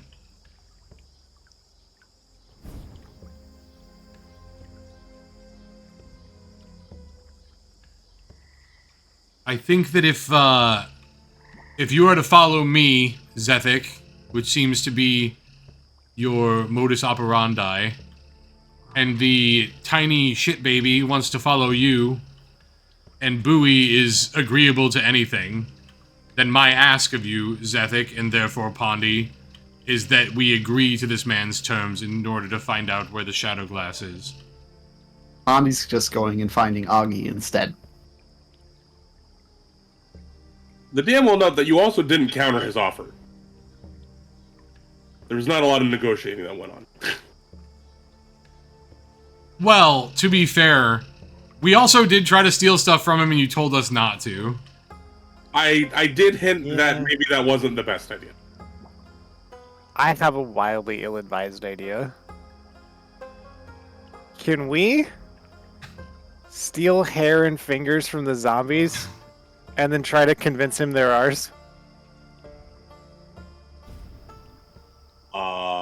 You could certainly try. Hey? Hold on one sec. I have like +7 to performance and +7 to lying. Yeah. Rituals are kind of fun. I kind of just want to like see what happens. This guy is definitely gonna haunt your boo hole. Your what? Your boo hole. You He's know. gonna haunt your boo hole? Yeah, Scooby-Doo. The hole. Did you buy boo? What did you think of it? I don't, brother. I don't know. I don't know, but it needs to be on a T-shirt. I That's don't all I know. like that at all. What the fuck? So instead of it just being inside baseball, I look at Bowie and say, "Do you have any ideas, Boo?" Well, I got one, but I don't know how good it is. I've been thinking. He just wants some body parts, but he not gonna necessarily know if they're ours or not, right?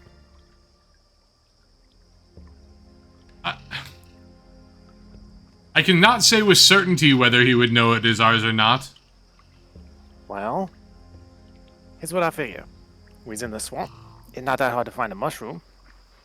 It's not that hard to find some hair, considering we just dispatched some of them dead spooks over there. Maybe we take some fingernails and we call it a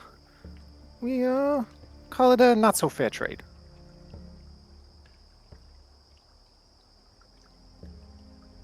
Zethic? It sounds like the best option we have available to us. I kind of like pat my journal. It's probably not the best idea to hand him a part of us with his shady nature. How about you, Pond Scum? Pondy just starts roaming around looking for a mushroom similar to one that she has on her head. All right. I'm gonna go grab some hair and some fingernails. I'll be right back.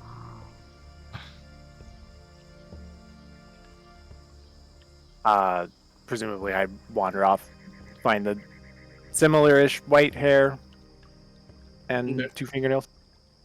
Give me a perception or survival check, as Zethug has been going to town on these corpses while you have been in Gideon's shop. All the zombies have you will be lucky to find any scraps left of them, because this cockroach has been devouring them this entire time.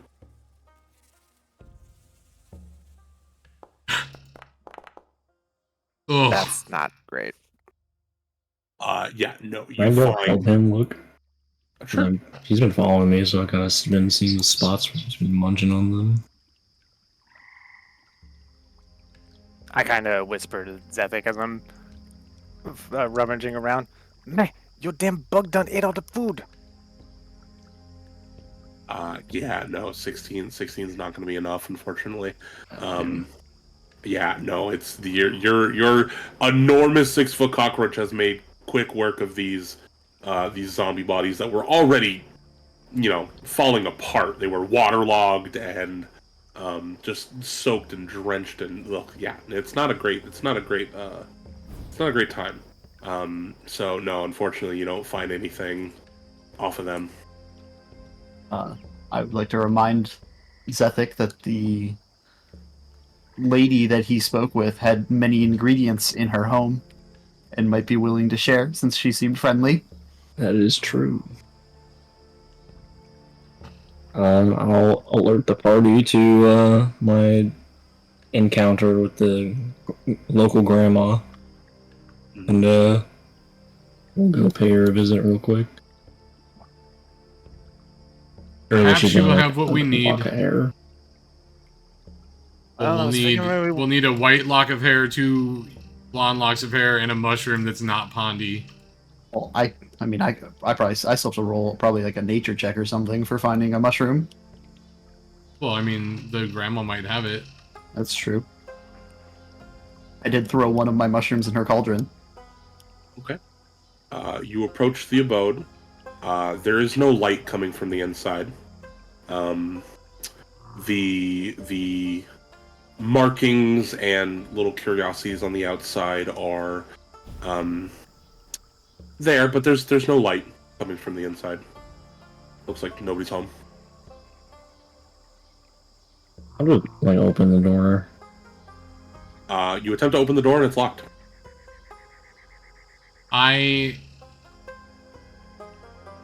Okay. Bowie, we may need to do the swamp discount on this stuff.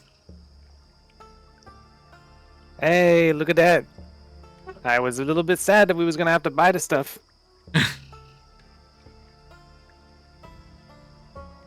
All right.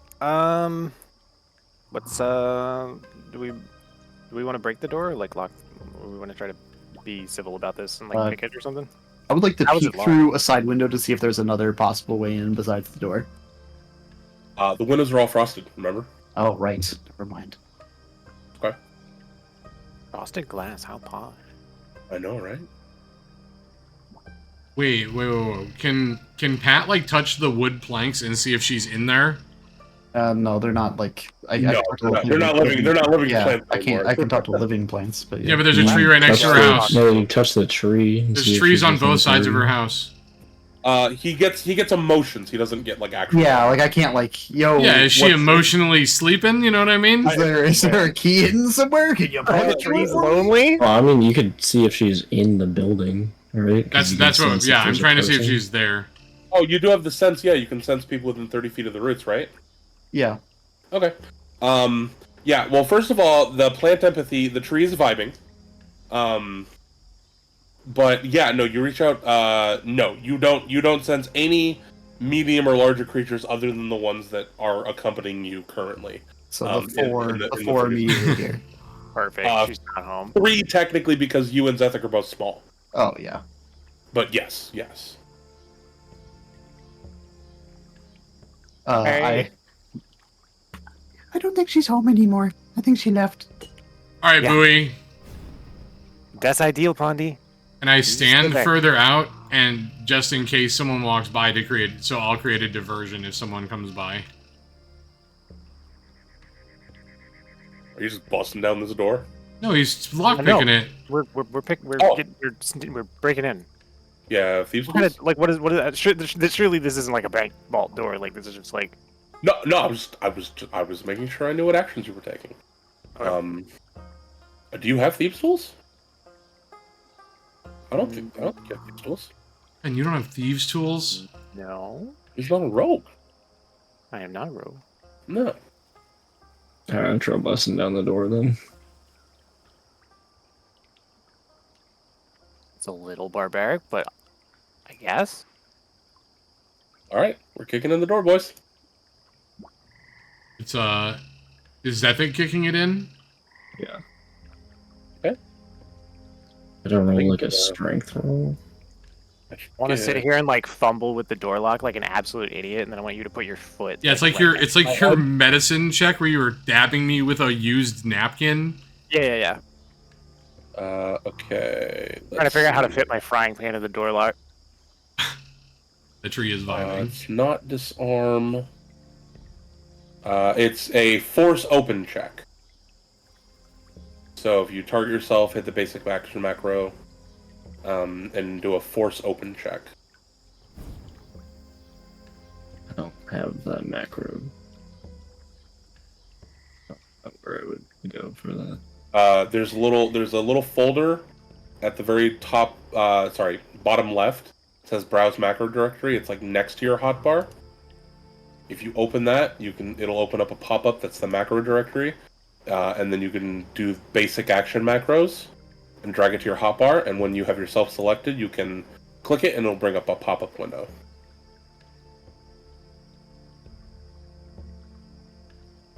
Can I just type in force open into the directory and just roll it? Probably. Can you not find the? I just don't know what you're saying, so I don't know. Oh, there we go. Okay, 16. What was it? What does it be against?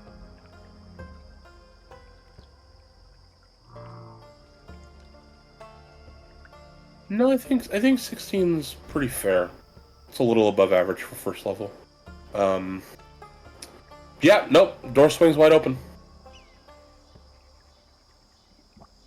I am visibly alarmed and taken back a bit. Zat, if you want to roll Just kind play of here, like walk right in. Okay. Yeah, there's no fire. There's kind of a smattering of things. It doesn't look the same. It just kind of looks like stuff all around. It doesn't look like anybody lives here. But you can take a look around. Everybody can give me a perception check who's looking around.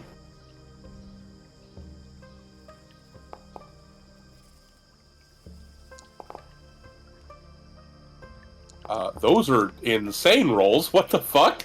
Okay. Lowest rolls a 17. Everyone perceives. Wow. That's crazy. Everyone finds the stuff they wanted. Unironically, yeah, especially with 2 of those being dirty 20s. Yeah, no, you find it's not a lot. It's enough to get by. You find one. So Remy, you find one fingernail clipping. Bullion, you find a couple of hairs that look kind of blonde. Zephic, you find a single white hair, and it's like, I don't know, maybe an inch at best. And yeah, Pondy, you find a really old dry, shriveled up little bundle of like enoki mushrooms, like off in a corner somewhere. I look for more normal mushrooms outside. This is perfect. Yeah, actually, you probably do find better mushrooms just chilling outside. To be honest, I Walk I outside, take do a the- nature check. the fingernail clipping, and I also cut one of my fingernails to make it look as though I had to cut my fingernail to make this happen. give me a deception check to see how well you do that. Well, hold on. You like to deceive. Mm-hmm. 22. That's pretty good. Okay. I already have an array of mushrooms that I've broken off my cloak today. They grow back seemingly daily, so I suppose there's already clipped stems on my cloak. I think the rest of you could get away with yours without it looking suspicious. It's not So hard to remove one hair or remove a couple hairs. So are you removing mushrooms from yourself, or are you finding No. mushrooms somewhere else? I'm gonna go look for. Well, I'm gonna take those mushrooms just in case. So I Alright. did find them, and then I'm gonna go outside and look for a better looking mushroom if I can. Yeah, you don't even need to roll for that. You find them. You find Okay. them. You're in a swamp. You find mushrooms. Yeah, Oh, they're everywhere. yeah, pretty much. Okay. Well, I dare say we should return to old Smiley, or whatever he calls himself. Who's gonna talk to Creepy Man? I'm thinking that's gonna be Remy again. I will negotiate for everyone except for the stink baby. Pondy I'm sighs kidding. and just follows to Gideon. I'm kidding. Now wait right here just for a second before we knock on that door. Now, everybody take your items, and do your best to try to hide them on your person so it looks a little more natural when we give them to them, okay? No, actually, give them all to me. If anyone's yeah? going to be found to be a deceiver, it can be me. Oh, I don't really like putting all the blame on you, Remy. I hand the mushroom to him. Yeah, like immediately just put the hair in his palm. Okay.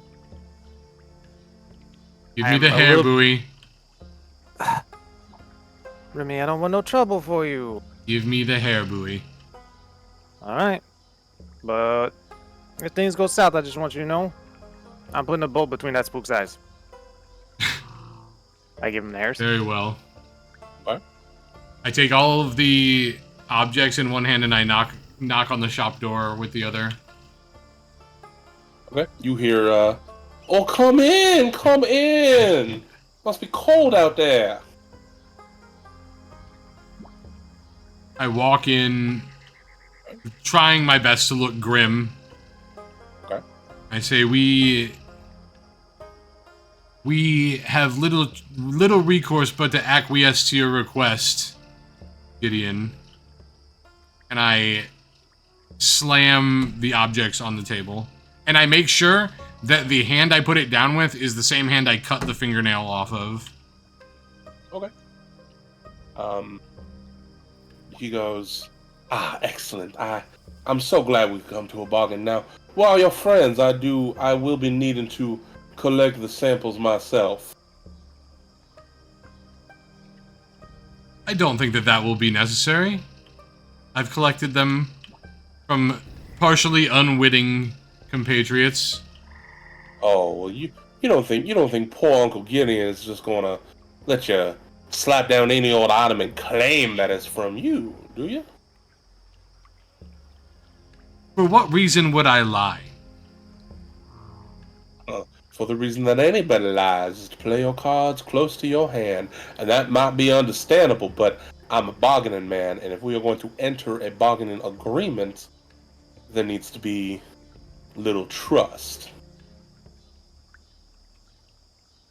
I think that we can both agree that trust is not entering into these negotiations.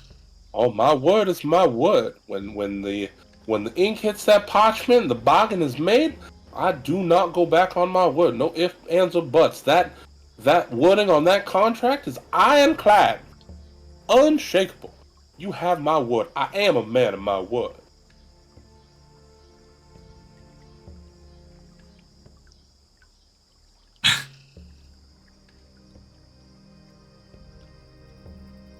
I'm stumped in the moment.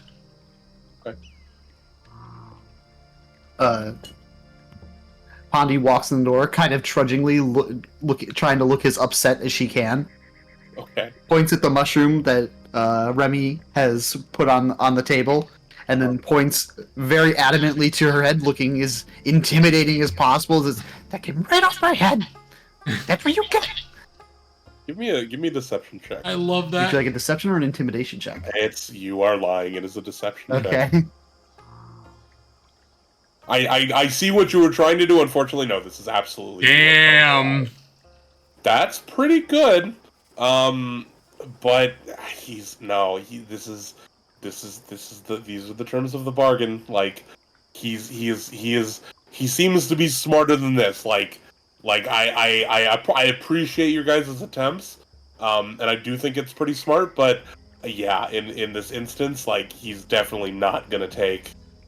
You can't just bring him stuff and be like, okay, this is definitely from us. Like, he knows that gambit, right? Like, that's, yeah. So at this point, I think I'm pretty comfortable telling you guys that you don't know if you're gonna get away with this. But I will remind you that, again, negotiations are still on the table.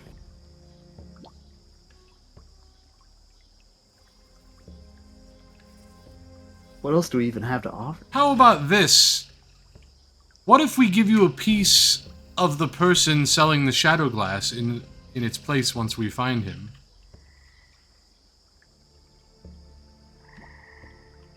Now that's a mighty interesting offer.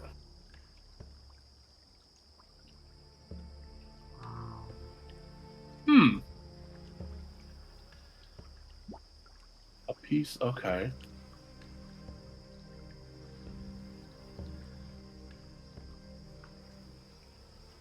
Give him the giant cockroach. Stop trying to partner with your party members. You're not selling them into his service. You're not. Yeah, You can leave the Leshy as collateral. Oh my god. He wants valuables. The DM is considering your request. How about this? As collateral, until you get that, I will give you what remains of the shadow glass I am holding. I know you know the value of this shadow glass.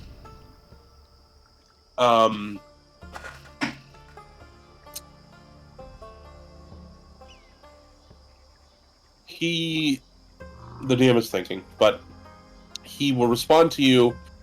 No, the shadow glass holds no value to me other than purely monetary, and it seems to be pretty important to you. And in the interest of bargaining, is that the contract will suffice in that if you back out of the deal in any way, don't worry, I won't need collateral. I will get my end of the bargain. But the DM is still thinking about your offer. I hadn't considered offering a piece of the person with the.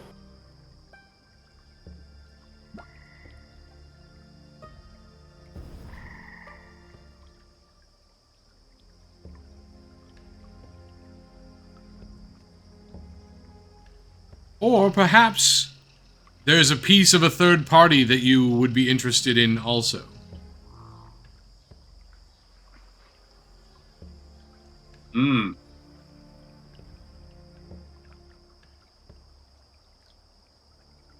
Okay.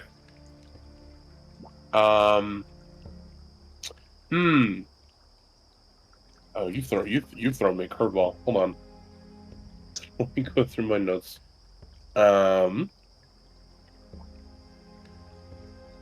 Local DM realizes his party is morally dubious at best. He was applauding us for being morally dubious coming into the campaign. Yeah, no, I'm not. You know. And the only, truthfully, to be a little transparent, the only reason I told you don't try to steal the box is because that would have shut him off immediately, and there would be no more negotiations, and I don't want that. So he goes, I like the counter bottom. How about this? Instead of a piece of each of you, I would like one favor from you specifically. Pointing at me. Call it a blank check, if you will. He's saying that to Remy. Let me think.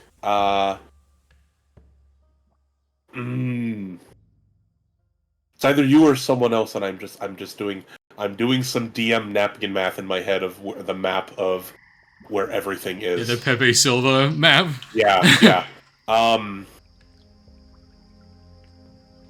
No. He's looking at Zethic. And when he looks at Zethic, the entire party turns to look at Zethic. How do I rotate the thing? You can scroll up or down, and while you're holding control on your token. Did he say that as he's gonna say it right away, or you mean like he's just needs a favor from me? No, he is future. He wants a blank check favor from you, and he will add. Now, don't worry, I don't want no harm to come to you. I will not harm you, and I will not make you harm anyone that you do not wish to harm. This is not about control. This is about a favor. I might be needing a favor in the future, and I would like to be able to cash that in when I need to cash that in.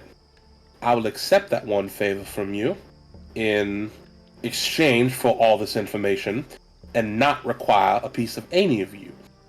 Those are the new terms. What do you think?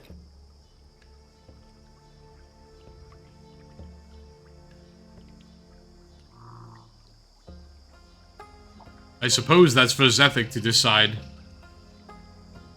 I will agree if you also agree to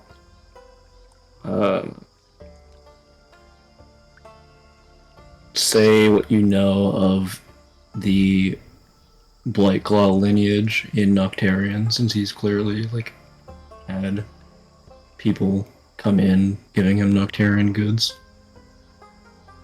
Okay.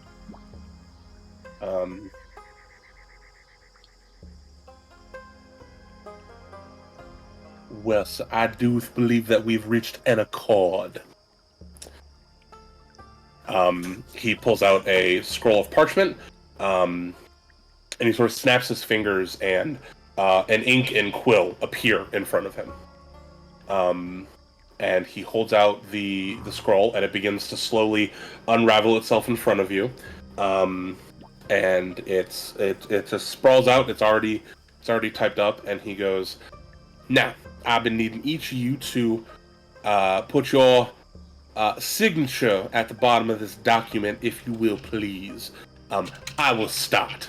And you see that he grabs the pen, and you hear kind of like a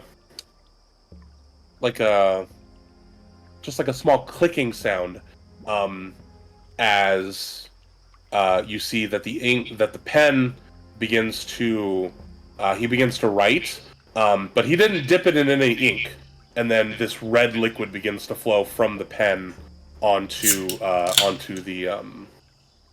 the parchment. And then he holds it up, and he hands the quill out to either of you, and you see his fingers are bleeding.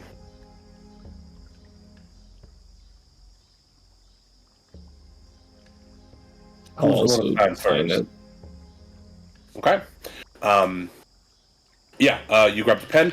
Please take 1 point of damage as the pen sticks you and uses your blood to sign your name in this contract.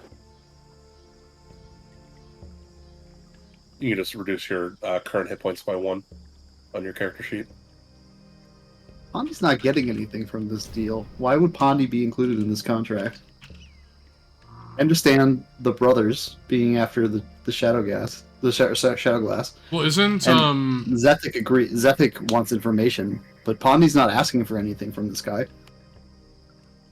isn't Zat the only person taking damage here? Well, he asked for everyone's signatures. Oh, Yeah, all of your you guys signatures are haven't signed yet.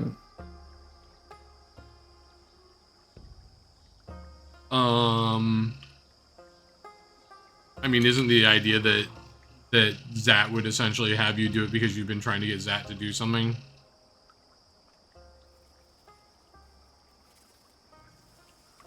Well, I'm trying I'll lean to down get to Zach to do Pondy something. and be like, surely, the quicker we get this debauchery with this fucking town over, the quicker we can go see your friend in the swamp.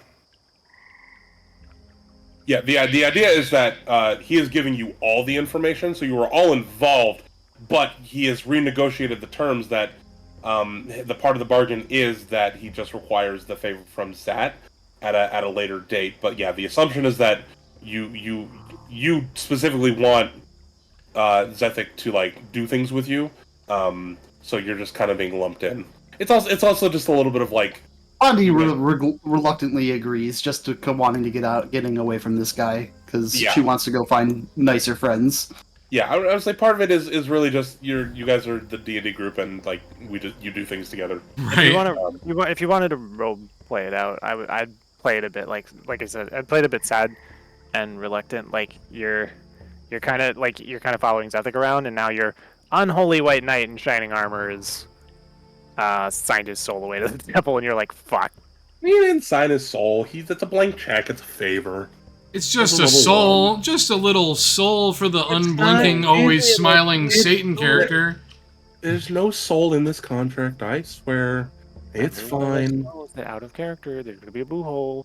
You guys are level 1. I'm not taking anybody's soul yet. That's like level 12. All right. Yeah, but Relax. boo hole. No. I hate that so much. So everyone, I'm assuming will sign. Everyone, please take 1 point of damage.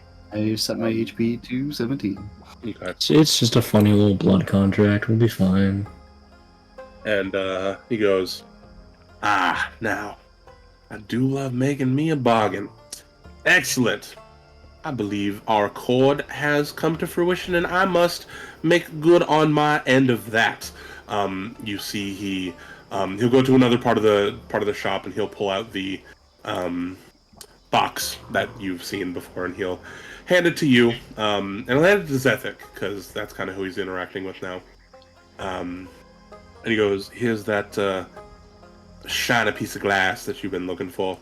And if you're looking for the man who came through, there was an elf. About, how long ago did he come through?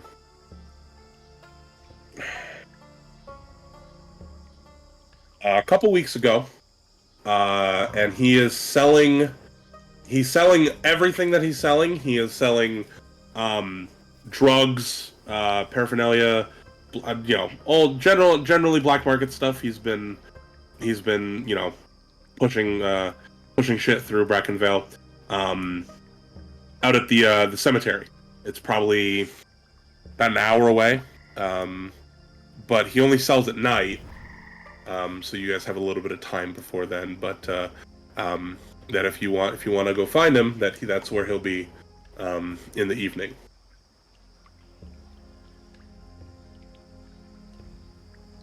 Okay. And doesn't Zat wanted information about the Blakelaw family? Yes. And he goes, now, you asked about a particular family in a location in a nation I am not privy to. But what I will tell you is that you are in good company if you are looking for more information into that family. And that is all I know.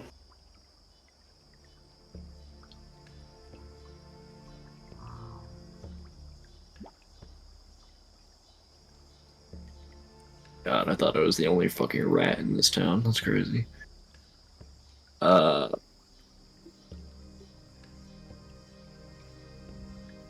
I hate this guy. All right, I use an action to lie to him. I say, you are definitely not an old creepy fuck, and I laugh. He goes, yes, I am, but I take pride in that fact, sir. Now, you have a nice day. Be careful, swamp's dangerous at night. Before Pondy leaves, she grabs the mushroom that was placed on the counter as an offer earlier and takes it because he doesn't deserve that shit. Fair enough.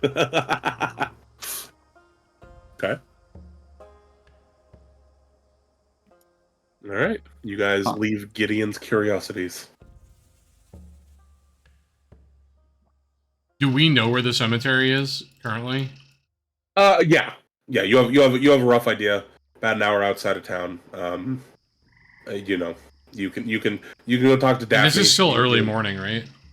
Oh, by now you've spent some time, so it's probably like early afternoon. It's probably like 10.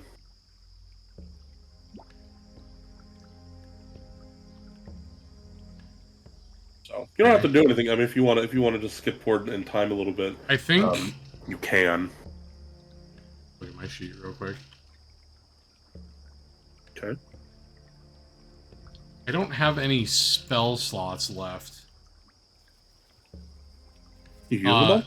Oh, in the zombie fight. Yeah, when I was speaking hurtful words at zombies. Mm-hmm. I just say to the party, like, I'm a little spent magically. Perhaps it would be best to retire until this eve before attempting to see the cemetery. Well, so I will tell you, recovering spell slots like that would require a long rest, and long rests can only be done once in a 24-hour period. And you would already gotten a long rest when you woke up with zombies, so you would have to wait to the next day to get your stuff. Yeah, the general rule is like every night essentially is the long rest. Yeah. Is this like a today? Like we know that he's going to be at the cemetery today. Is that part of the information he gave? The information like he's always there. He's at the cemeteries at night. That's all you got. The assumption is that he'll be there tonight, but you can also probably assume he might be. I mean, the implication was that he's been here for a couple weeks at night. So he's been around. You don't know what his plans are. You just know that, again, the implication was probably tonight, and that it's like a regular thing.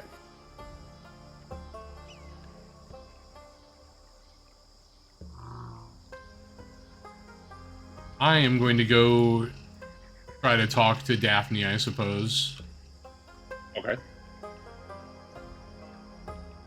Yeah, sure. What do you want to know? Well, I'm walking down towards her first. I'm not just going to teleport to her. Okay. I knock at Daphne's door. Sure. Daphne answers. Hello again, madam. I had some questions, if you don't mind answering them. Yeah, if you're quick about it. We were recently informed of a cemetery salesman in the area. I was wondering if you had any information about the cemetery or the whereabouts of this particular salesman. I don't. Did you go see Gideon? You want to talk about salesman? You go talk to him. I would rather never speak to Gideon again. Yeah, that's most of us. I can show you where the cemetery is. I can put it on your map if you like. That would be fantastic.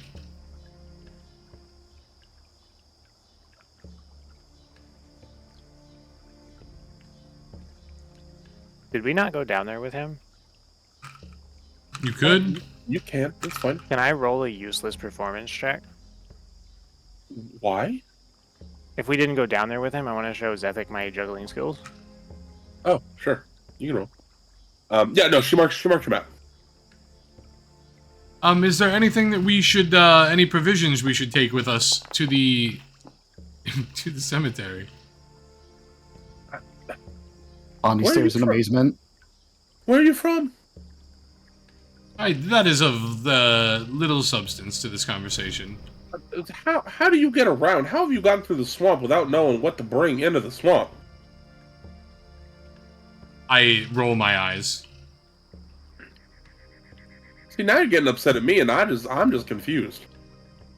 I Just said you were in seems that cemetery. swamp people are all the same. And I walk Now off. that's rude. She'll slam the door on you as you walk off. Yeah, no, she marks exactly where the cemetery is. I walk back, and I can hear Bowie thinking about how much everyone loves his juggling. That 15's pretty good. It's a little above average. It's not great, but it's pretty good. Zephic is actually blown away. Literally never seen anyone juggle in their life. It's a frying pan and a Bowie knife. Like, it's probably fairly impressive, right? Well, you're only juggling 2 things. I rolled a 15. I didn't want to go for a third thing. One Isn't of them's a large knife. Well, yeah, but isn't like the whole point of juggling is that you have to juggle more than like you're just catching things. He doesn't know.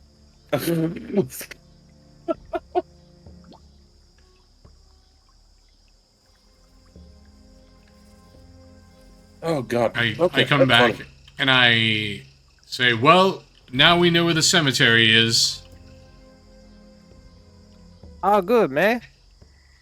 When you want to think about posting up there? I would prefer a rest, but any evening would be fine. That sound good to me? Zedek? Pondi? Let's just go whenever. Yeah. We Okay, should Bonnie, we we're gonna go get this done. tonight, or should we actually wait for Rock to get like his small sense? Okay, so you're going to go back to the inn and spend the night, and then try tomorrow night. I think so. Yes. We signed a blood contract, and I mean, I'll role play out the logic with you if you want that. Otherwise, I think that's the plan, right? We're just gonna spend the night. yeah. Like OOC, I think we should in character. I also think we should, because we just signed a blood contract, and this town's full of spooks, and we don't know what's gonna be waiting for us in the cemetery. Yeah. So I'm going to move the rest of you, After you. and I'm going to move Pondy just closer to the inn. Great. So you guys want to do anything in between now and before we hit dusk? You guys are I'm good. chilling I- in the tavern. Tired, smelly. I'm gonna have nightmares, and my finger is bleeding. Okay.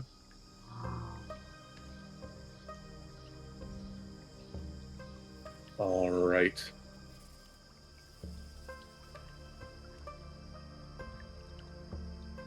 All right. We're going to fast forward a few hours to approximately 8 o'clock. When we hit 8 o'clock,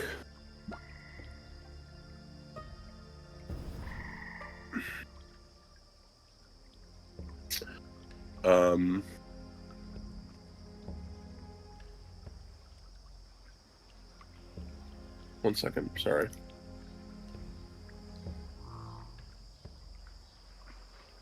Uh,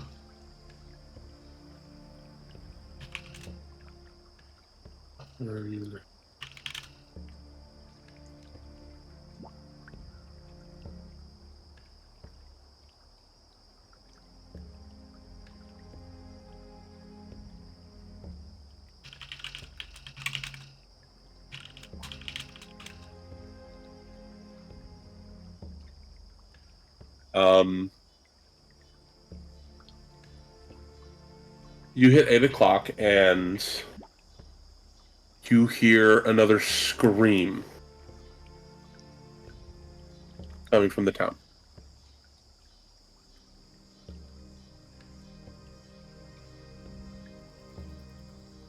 This is 8 o'clock the same There will day. be more zombies. Yeah, it was 8 o'clock the same day. Okay. You have not had a rest yet. Not again, meh. This time you can tell this is D screaming. But I was crying, lady. I walk to the end of this pier that we're at to see if I can see her at the ground mass that she was walking around before. Okay. Where the rest? What do the rest of you want to be? I will There. tiredly follow Remy. Oh, Remy, it's just that old Miss D, ain't it? Is she here, or is this like where she is, where I can see her? Yeah. Yes. But she's not alone.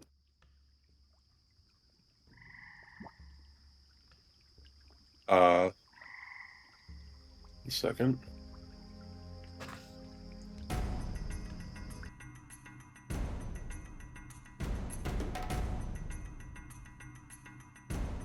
Coming out of the muck and the filth.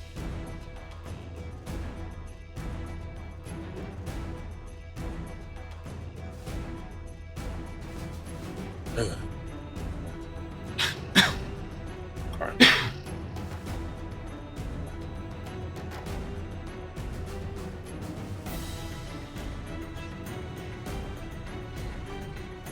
Booey! It's the Cocoa Drills. Eh? What? This don't look like no cocoa drill I seen. What's wrong with it? Oh, I'm forgetting how to... You did think? Nope, that's not working. Why is that not working?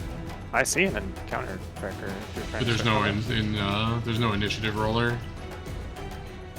Yeah. That's what I'm trying to...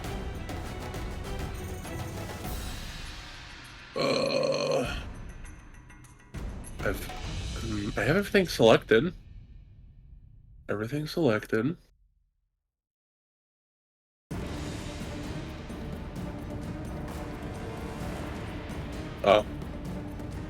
Combat. Toggle combat. Okay. With the exception of... No, I guess she's in the combat too. Alright.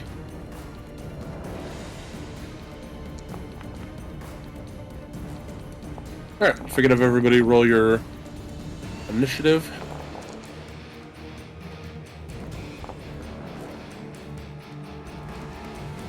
I'm very sleepy. Okay.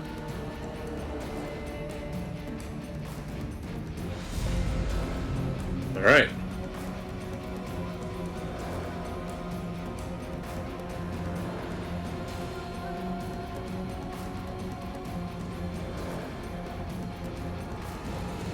And it is going to...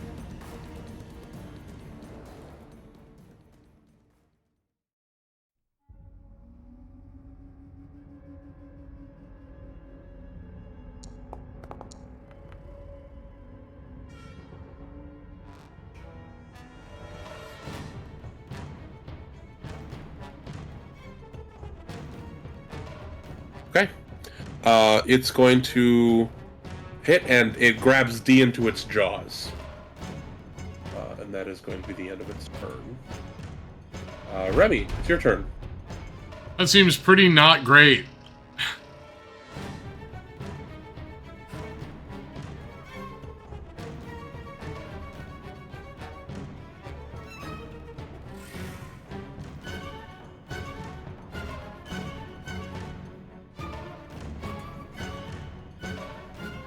I'm going to... There is a third one that you can't see from your vantage point. Oh, it's over here on the right by Pondy? Yep. It's just behind the tree. The tree's blocking it. I'm going to cast Phase Bolt on the one... Phase Bolt 2 actions out of the 3, right? Should be. I cast Phase Bolt on the one that has D in its mouth. Okay. Target it by pressing T and then hit that attack. I'm gonna not hit it. And then I'm gonna walk back here. Okay. Alright. Zethic, you're up. Are we allowed to delay our turn? Is that not an option? No, we can delay. Yeah, I just want to see what the crocodiles do because I'm not saving D. Alright, I'm gonna hit delay on you. Let me know when you want to come back in. Pondy, it's your turn.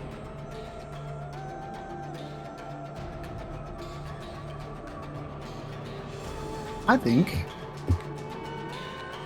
I drop a mushroom patch on them. Okay. This should hit both those crocodiles, but not D. 10-foot burst behind. Yep. Yep, let me roll fortitude saves for them.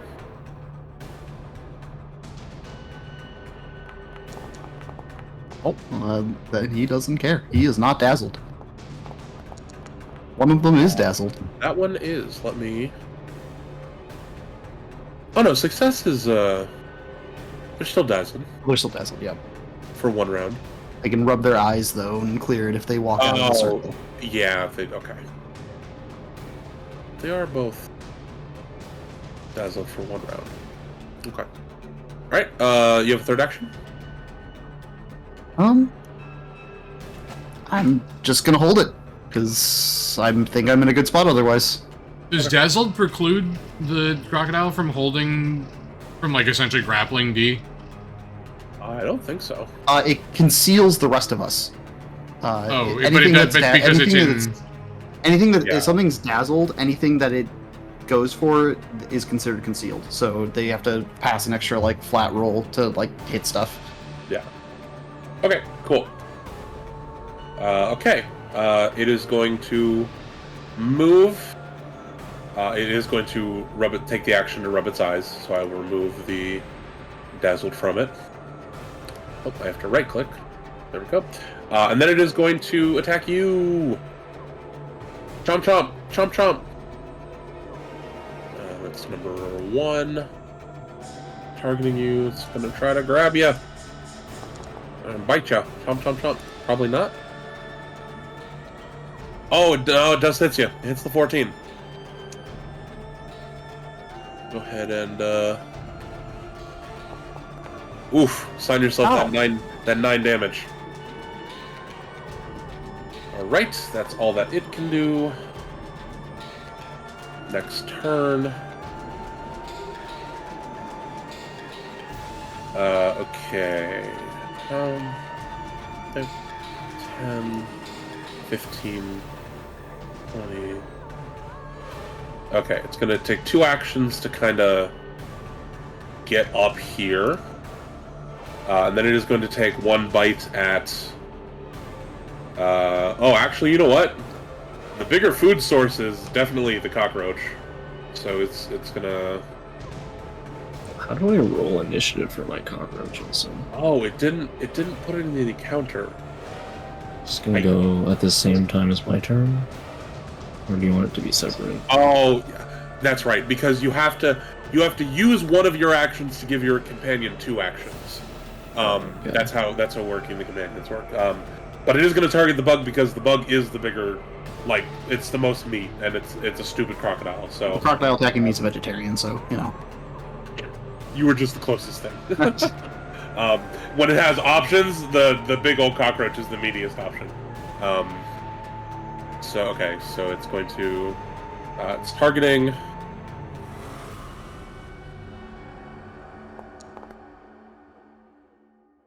And I missed by a lot. That sucked. Okay.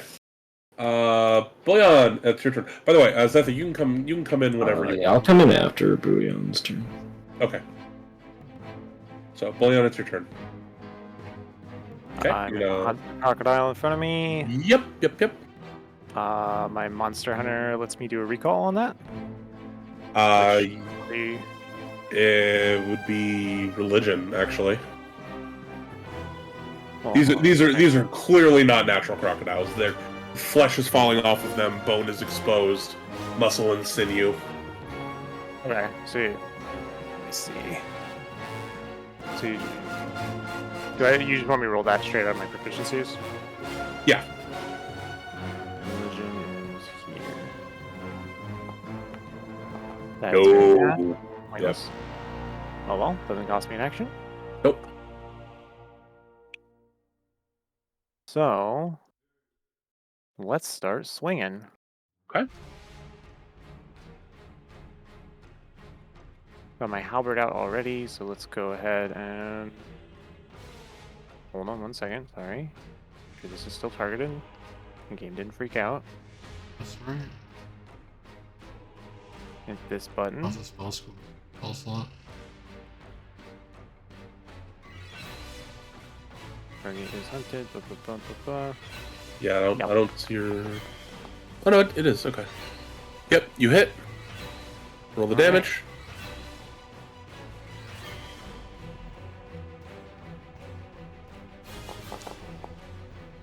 Hey. Oh, think that crocodile? That's crazy. Get annihilated.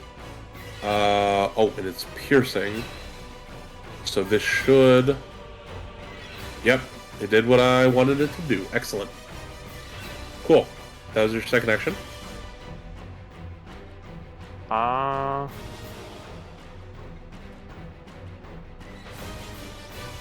don't even know that I want to do anything different. I think like there's not a penalty for like swinging at it. There is. You have to do the multiple. Yeah, but actions. outside of the +0 roll, right? There's no penalty. Well, outside of the multiple attack penalty, there is nothing that is giving you any additional negative to attacking this thing. Yeah, I mean, if he dumb enough to walk right up on me, like let's just do it. Okay. Just remember to roll the one that is next to Ooh, your... let's go, dude. Did you... I don't know if you rolled the right one. He did. It's got It's multiple attack penalty in Oh, it. you're right. I see it. Wow. Okay. Wow, yeah, you match it, so roll that damage again.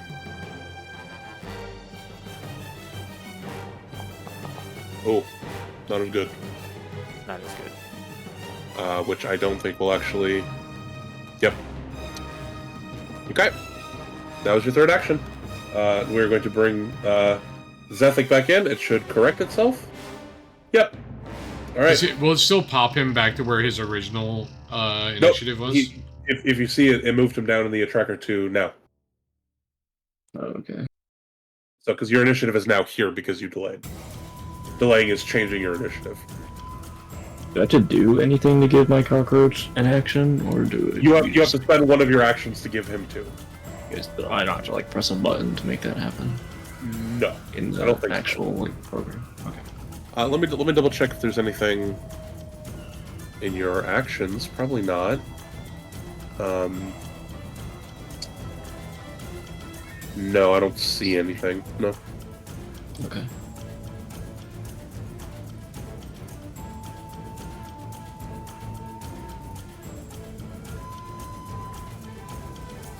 I'll use one of my actions to give Zethic 2 actions, and then I'll move over next to Pondy. Okay. That's 2 actions then? Yeah, So I can still attack that crocodile. you can. Yeah, you can swang on it.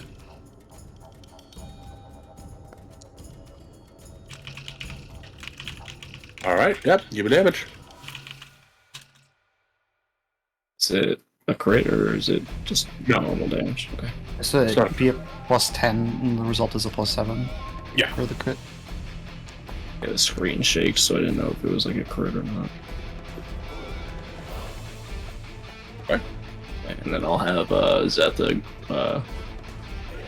attack the crocodile. Okay.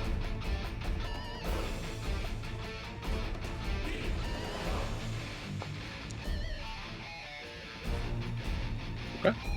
First attack's a miss.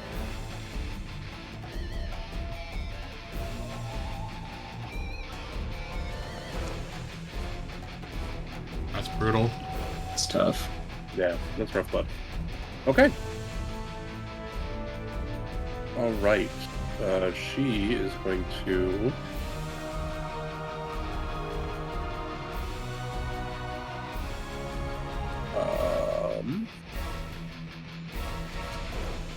Gets mauled by a crocodile as a free action.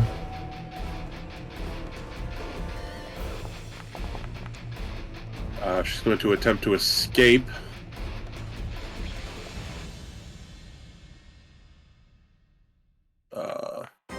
And she does, I think, on the second.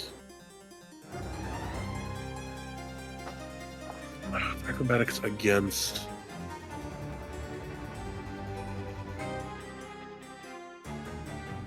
Yeah, I think 17's enough. That's enough for her anyway.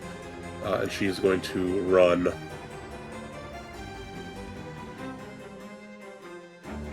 That'll do. Alright. This thing is dazed for an entire round. I think it's if everything is concealed, it doesn't know where anything is. It's just going to move. It's going to move towards all the splashing sounds, but not be able to do anything. And it will become undazzled at the end of the round. Remy, you're up. Let's try this again, I guess.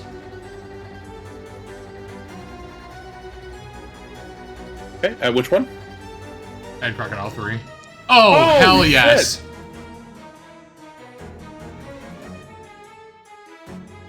Sometimes you just roll nat 20s, you know? I'm gonna roll All right. damn. Yep, roll down. Pretty good. Double whatever that is. Yep, I will select it and hit double. And it will take 5 damage. Excellente. Anything with the third action? Then, let me check something.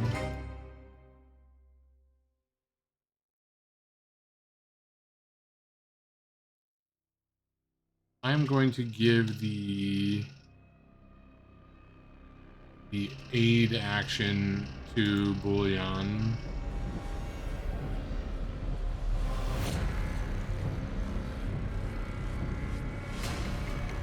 Is that just something I can give him to help him on another roll? Where are you seeing? Is in your macros? It says aid toggle in my yeah. But then when I click it on him, it says choose the bonus from aid. Is it +1, +2, +3, +4, or -1? Usually aid is for like skill checks. I'll leave it. I'll leave it alone. Yeah. I think isn't guidance a one action cast? Oh yeah, you're right. You're right. I can give so guidance. I'm gonna. Yeah. Guidance. We'll give guidance. We'll give guidance to Bullion. Dick. I need my cough drops. Cool.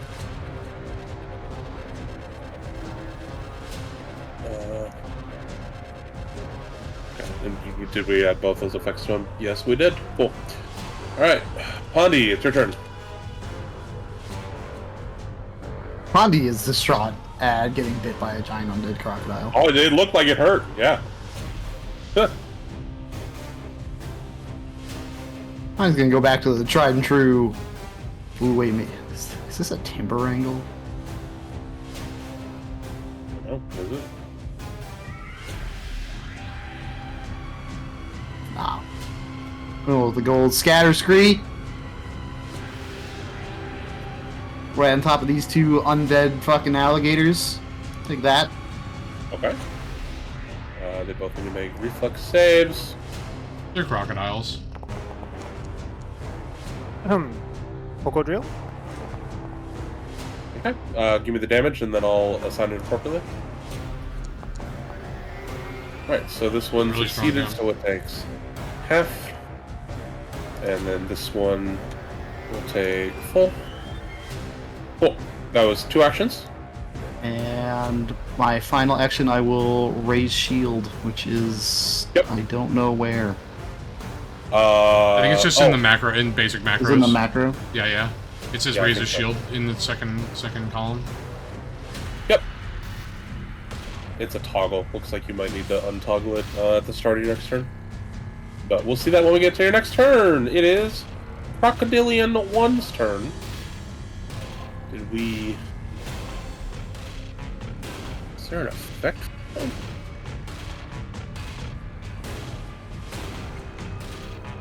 Sorry, 1 second. I have you selected. I'm gonna hit. There it is. There's the ratio. Okay. So that should be upping your armor class. Yes. Okay, cool. Good, because I wanted to make sure it was doing that before I chomp the shit out of you. Isn't there a tasty capybara next to me now, though? Okay. They're the same size. Yeah, but there's blood in the water. Oh, fair enough. It's targeted. It does not have you grabbed. Jesus. Rip Pondy. Pondy's dead. Oh shit! I'm so sorry, Pondy.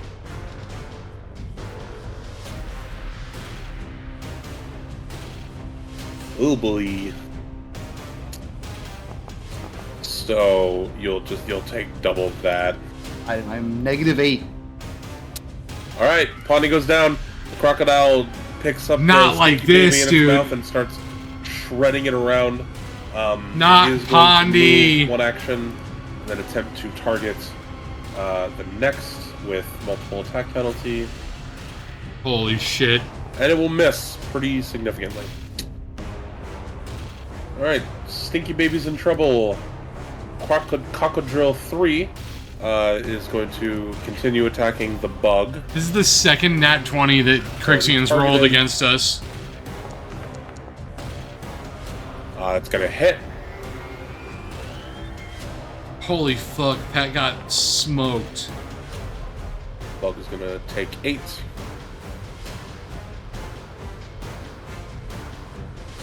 If you just select the bug and hit the damage button.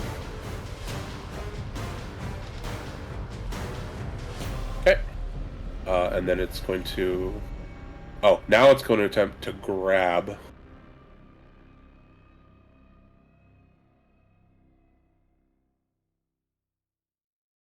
Oh, basic action. Pat, Yeah, what the that's what fuck? it is. Ha ha ha.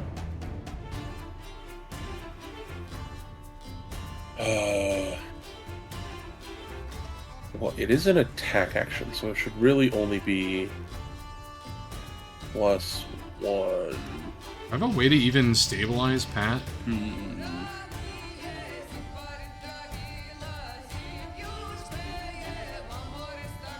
I don't know how to... Oh, yep, okay. No, I see it. I do. Oh! Huh. It critically failed to grapple the bug. And the bug gets to choose... Wait, the bug can grapple it instead? It can either grab it back or force it prone. Force it prone, that's... Yeah, hit that crit. Yeah, we'll just force it prone. I don't actually know the, like, advantages of it being grappled. Well, it got rid of my option. I guess I didn't do it fast enough. Or wait, you hit prone. Okay. Yeah. Okay, that's okay. So it did that. Cool. It is. That was okay. So that wasn't second action. It is going to stand up from prone, but that does use up its third action. How do I get rid of the prone? Where is the prone status? Huh? You'd think this was an alpha order, but not always. Oh, there it is. Okay. Okay. Bullion, it's your turn.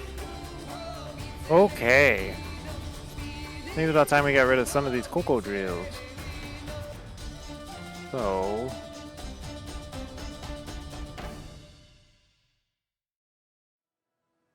let's go ahead and swing on Cocoa Drill number 3. Okay. You hit. Roll with the damage.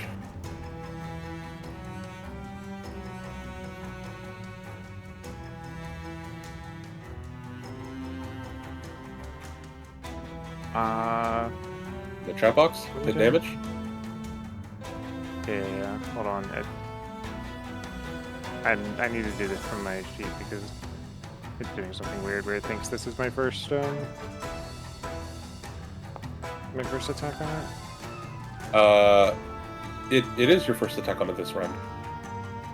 I think it's of combat, right, for precision? No, for your hunter spray, it's the first one over round. Oh. Yeah. Well, Yeah. sure, So reroll that with the extra plus d8. that is so much better than I thought it was. Yeah, let's just Gallagher smash this thing's face in. Yeah. 100%. Also, my halberd is versatile. I have access to slashing damage. That's. I love that you noticed that. Yeah. No, it's dead. You kill it. All right. Smushed. Okay, that was one action. Yeah, let's go smush another one. Let's go. Move 20 feet Is next to Zephyr. Yeah, but I have to move through the bug. Does that matter? It's like It's only 15. That's why I did the extra 5. No, it just adds another 5 feet. It's not for. I don't know why the movement isn't tracking tokens as double, but it would be double. Okay. So it's just 20. I'm good to go through here. Yeah. Yeah. Oh. Should I swing on this one or should I wait? I don't know if there's a benefit to like not doing anything, right? I don't know if I can do anything else useful. I'd probably hit the healthy one, and then I can try to kill it on my turn. Both me and my bug hitting it. Yeah. So it doesn't kill my bug. I think that's a decent idea. Sure. We'll go for it. Alright. I'm just hitting. Oh, okay. You hit number 2. Roll the damage. I'm just hitting. Knock him! It is hitting. Excellent. All right, but that's definitely your 3 actions. Zephyr, it's your turn. Right, so I'll have my bug attack it. Okay.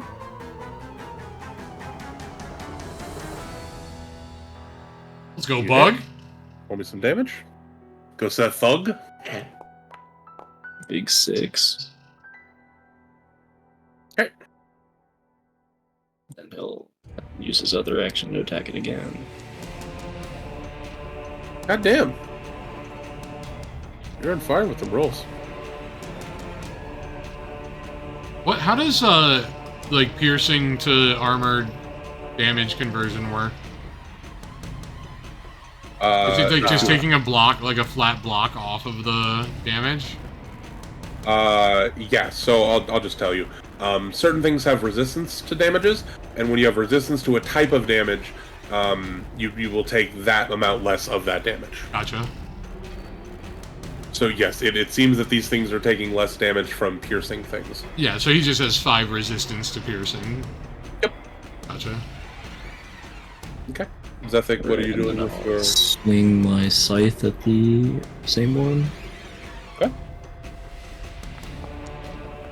Ooh, almost a crit. That was pretty good. That's a brutal roll. God damn it. Not great. It is slashing though. True. And I'll use my last action to try to finish it off. Okay. Pretty good. There we go. I think you did it. Yay! Bug successfully Yeah. saved. All right.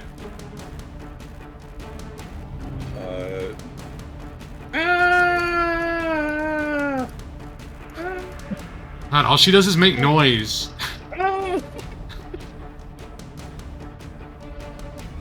All right, Remy, you're up. Alright, we will once again try to blast.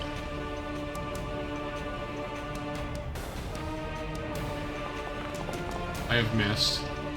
You have missed. And then I'm going to give guidance to Zethig. Okay.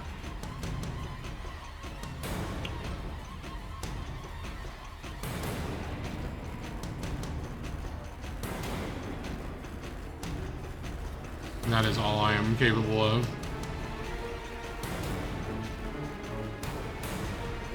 All right. No. Now I have to figure out how do I do death saving throws in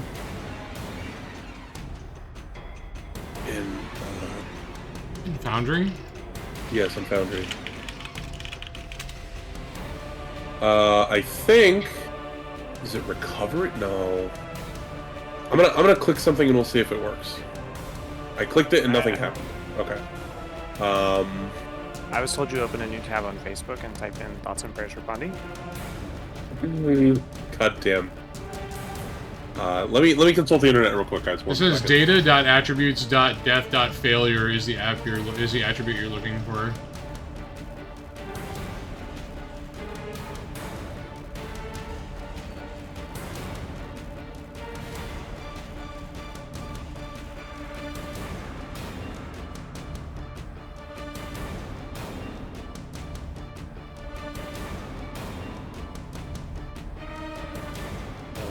Not helpful. Looks like the easiest way is to get a package that's probably not on server yet. Yeah.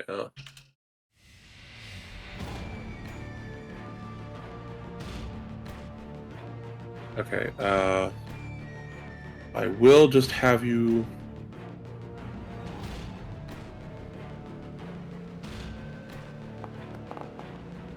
Okay, we're just gonna do that, to start, because that is what you would need to be rolling anyway.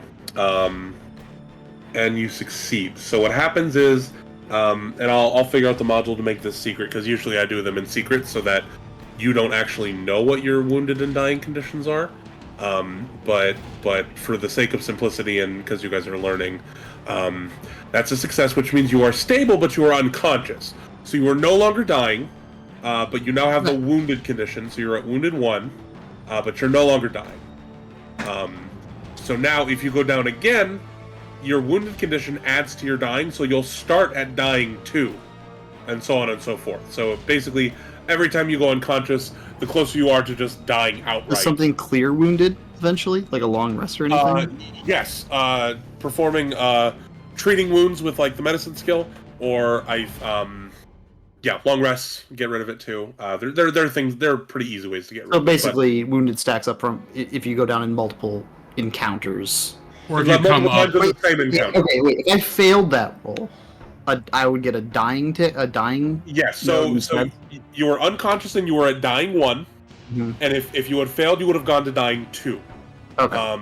And when you reach dying 4, that's when typically most people die. Now, there are feats that let you die at dying 5, etc., etc. So, like, there are ways to, make that different. But the general rule is you die at dying 4. So yeah, so if you fail all those rolls in a row, and if you critically fail, you go down 2 values. So if you critically fail on that save, it goes from dying 1 to dying 3 immediately. But you succeeded, so that means you go up, which means you are no longer dying, but you are wounded and unconscious. Yeah. So, cool. We did your check, and now it's Cocodrills. Yeah, and he's gonna go for Zethik. You're right there. He's big, dumb, stupid, and hungry. So.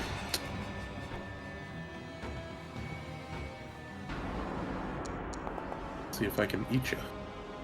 Oh, fuck! Why can't you roll natural ones attacking Pondy and Remy? My dice hate Pondy. I don't know what to tell you, man. Second attack will also miss because you're big armored boy. And I'm fuck it. I know it's not gonna hit, but yep, not even close. All right. Still yet to be touched by a monster. Oh, don't tempt my dice, man. Don't do it. Boyan, it's your turn. Oh, it's crocodile hunting season. It is. Does he get to do another religion check? I do get to do it. Alright, here we go. We're gonna hunt it. I don't even remember what I get for doing this correctly. It's never happened. It didn't happen again. And you won't find out today. Alright, that's fine. That's fine. Everything's fine. Okay. Alright. Swinging at the crocodile. Pretty good. Give me your damage. Oh shit, get hit. It's true. Damn. How about go up? How about come down? All right. It goes down. Is it just dead? Oh yeah. I mean, I hit it for 15. Fucking blasted. Can I reach down and like grab it before it sinks into the water, and just like hold Sure. its head? Yeah, sure. And I want to look at Remy. Remy.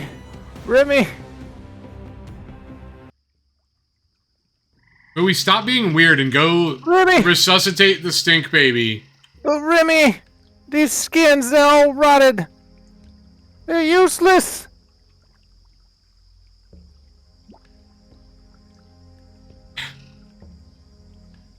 I just roll my eyes at Bullion. I continue to be sad about my ruined Cocodrill skins. Okay, and Pondy is still unconscious. What do we All have right. to do to like help Pondy? We don't have like a medicine kit. I'm fully useless, but I will rub dirt in him. Ironically, I believe that our plot when we started this group was that Zach was going to be the person with the medicine kit. And then, That's true. in fact, he talked me out of it. No. That's true. He did. I think he did say something along the lines of, "Oh, don't worry, guys, I got this." And then it's like, "Oh, wait, sorry, guys, I'm not gonna be there." How much is like a healer kit? Can I buy one in town? Yeah, I'm checking. I thought you got. Oh, you probably don't get it at first level, because I know champions get lay on hands. Well, I get like the opposite way, so it doesn't heal living creatures. Oh, so you don't.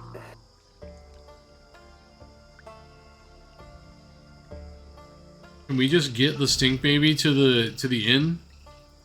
Oh, you got it. I mean, yeah, you could just recover over the night, or yeah, you can buy healers. You just have to spend the money.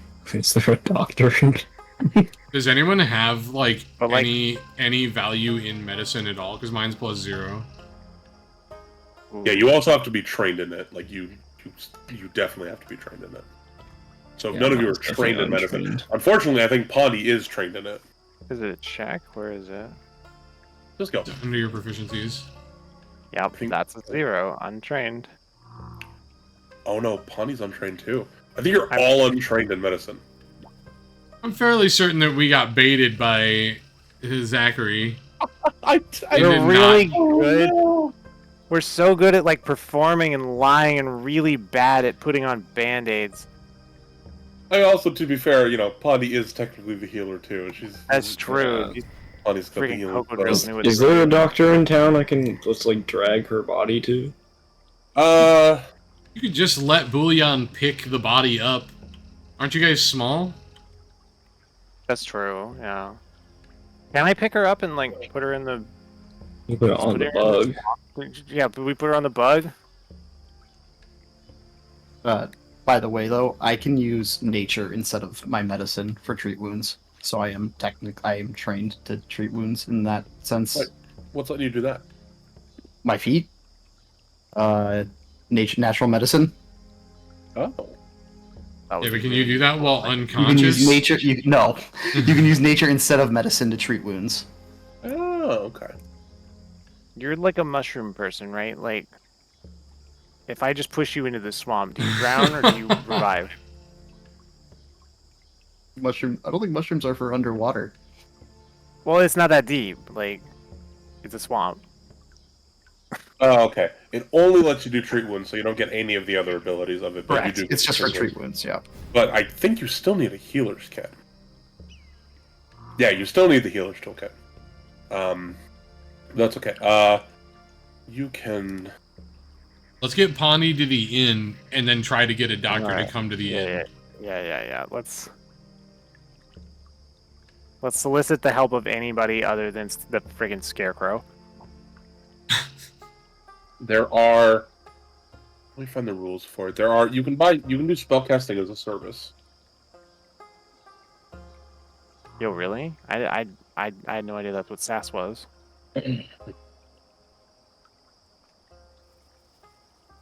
Yep. If you just want someone to cast a first level spell, it's 3 gold pieces to cast a 3rd level spell.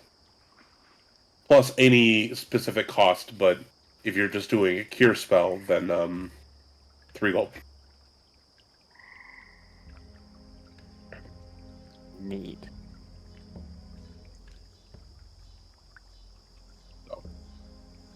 Who's ponying up the dough, and what version of cure are you doing? Are you doing? Do you want to do the 2 action, which gets you the D8 plus 8, or? We're doing this at the end, right? Yeah, I'm assuming you've gotten to the end. Yeah, you don't Yeah. always have to assume that being on the map I means can't you're actually in move combat. your token, Pawnee. Get on the beetle. Alright. How about we just all throw in 1 gold on it? Yeah, Yeah. makes so much sense. Do you want to Alright. RP that scene out? Or actually, I'm kind of late, actually. No, yeah, that's Get a little fine. tired. You can each of you spend a gold. Alright. And I'll roll a D8 plus 8 for a first level casting of cure at two actions to get you the D8 plus 8. Oh my goodness, this is mildly expensive. A little bit. That's nice though, because then you can't just like run around. Oh all the wow! time. At least you max roll. Max, let's Fuck go. you. We got our money's worth. I'll just add the healing to it. You're so I like alive. full heal, Pawnee. Yeah, you literally got Barely that hurt. for you. That was maximum roll. That was Yeah, crazy. I'm glad you max roll everything at me. That makes me feel better. I didn't roll. Come on, you're fine. You're fine. Remember that punch for 9 It's on day it's 1? just a little flavor. I'm just like, I stand farther away. I don't know. He what's literally going on. crit me the first attack of the entire show thing. Look. It's just the dice. I'm not doing. It's not personal. It felt a little personal with Pondy, honestly. I think my entire chat agrees. My dog would disagree. She's looking at you guys like you guys are being mean to the DM. Baby, you okay? You okay? You need out? You good? Well, we need to get. I that feel like done. you're incredibly alive after that heal. Can I have like an R2D2 style woo? Oh no. If anyone's doing it, it's Pondy. Right, like you were dead and now you are fully alive. I don't think I have a spell slot available though, because I used my second one of the day on Mushroom Patch. Oh no, I literally just meant you to like make the R2D2. Yeah, he wants you to No. he just wants you to make a noise now that you're incredibly I mean, healthy. you see the scene where he like sticks his thing in the Sorry, socket. there's your R2D2 since he runs away. Now, do you guys want to go back out and search the corpses that you left in the wake of that fight? Oh man, what's the Yes, plan? I'm gonna check out the crocodile that's dead near where I'm standing now. You Do I need to find perceive? Nope. It doesn't have anything on him except for a 6-inch cylinder of shadow glass shoved into its spinal cord. I collect the shadow glass from as many of the cocoa drills as I can grab. They each have 1. There's 3. Yep. Back, hold on a sec. Rectamundo. Oh, I asked Bowie if I can have the piece of shadow glass that he has also. Oh, sure, boo. I almost forgot. Now there should be 9 total. I have all 9. I only have the one, so I'm just gonna delete the item. Is that okay, or should I? Is it hard to put it in my inventory? Should I just make it 0? I'm just gonna make it 0. That's smarter. That's fine. Never mind. Yeah, just kidding. If it seems like it's going to be a thing in this campaign, so you I might. got it in my currency tab. I'm just gonna make it 0. I answered my own question. I'm sorry. No, you're fine. Don't bother. You're fine.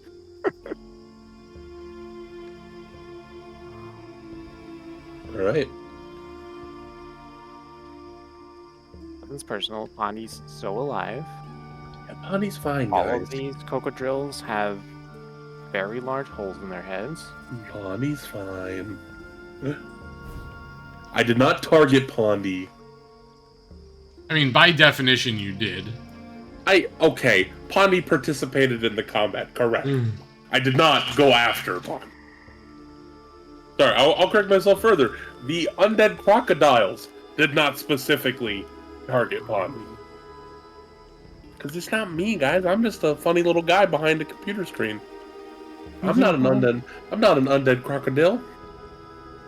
That we know. The one of. crocodile was a vegetarian and really liked sap instead Yeah, of blood. right. He's vegan, actually. Okay. Is there anything else you guys would like to do this evening? I think I'm good, and in the interest of my health, I would also like to suggest maybe we call it here for this session. Yeah, we're wrapping up. Okay. All right. I think I'm Well, good. very, very cool, guys. We will assume that you go ahead and give yourselves a long rest. Go ahead and replenish your spell slots, the couple of hit points that you're going to get. Pondy assumes the position for sleeping.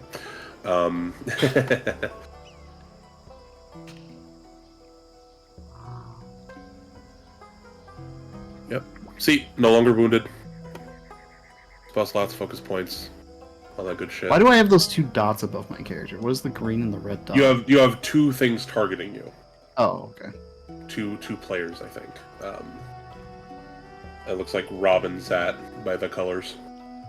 But that's what that means. Excellent. I will let you guys know that you guys level up. Yay! So if you guys want to, I got bit straight into leveling up. Hell yeah.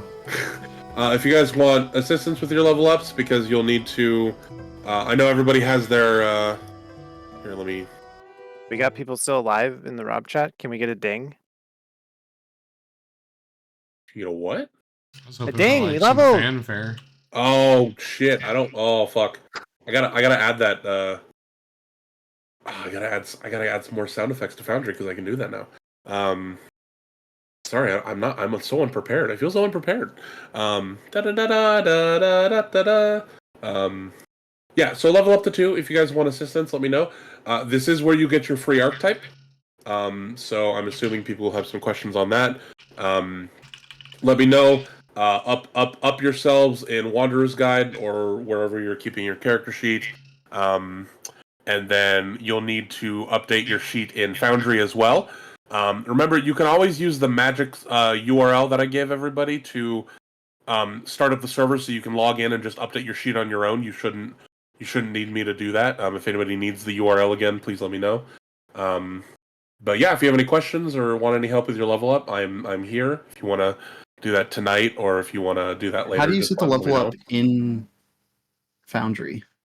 You're just going to update all the stuff. So, Okay. for instance, you're going to go. Because there is like a level, and then there's like an EXP thing, like in the top right of your character sheet. So I wasn't sure if that was related. Yeah, that's just tracking if I'm giving you experience points Oh, or okay. not. Okay. So just so you would go to the character sheet, Leshy level 1. Oh, this is probably good. Let me figure out how to give you level ups. Well, if it's good with everybody, I'm gonna go ahead and say goodnight. Night. I will definitely want help with my level up, but on a different day. Thank you for DMing, Crixian. Yeah. Gentlemen, you've all been Thanks for incredibly handsome this evening. It's been a cold one. You're Thank welcome. you. Good night. I love the outro. Take it easy, man. Bam. I'm going to call it stream here. Thank you guys so much for being here. How do I level you? I'll have this uploaded tomorrow, probably. Yes, so you can actually click on level. I'll see you guys in 2 weeks. I have leveled you up to 2. You can just change the number. And only you do that? I couldn't. Could you?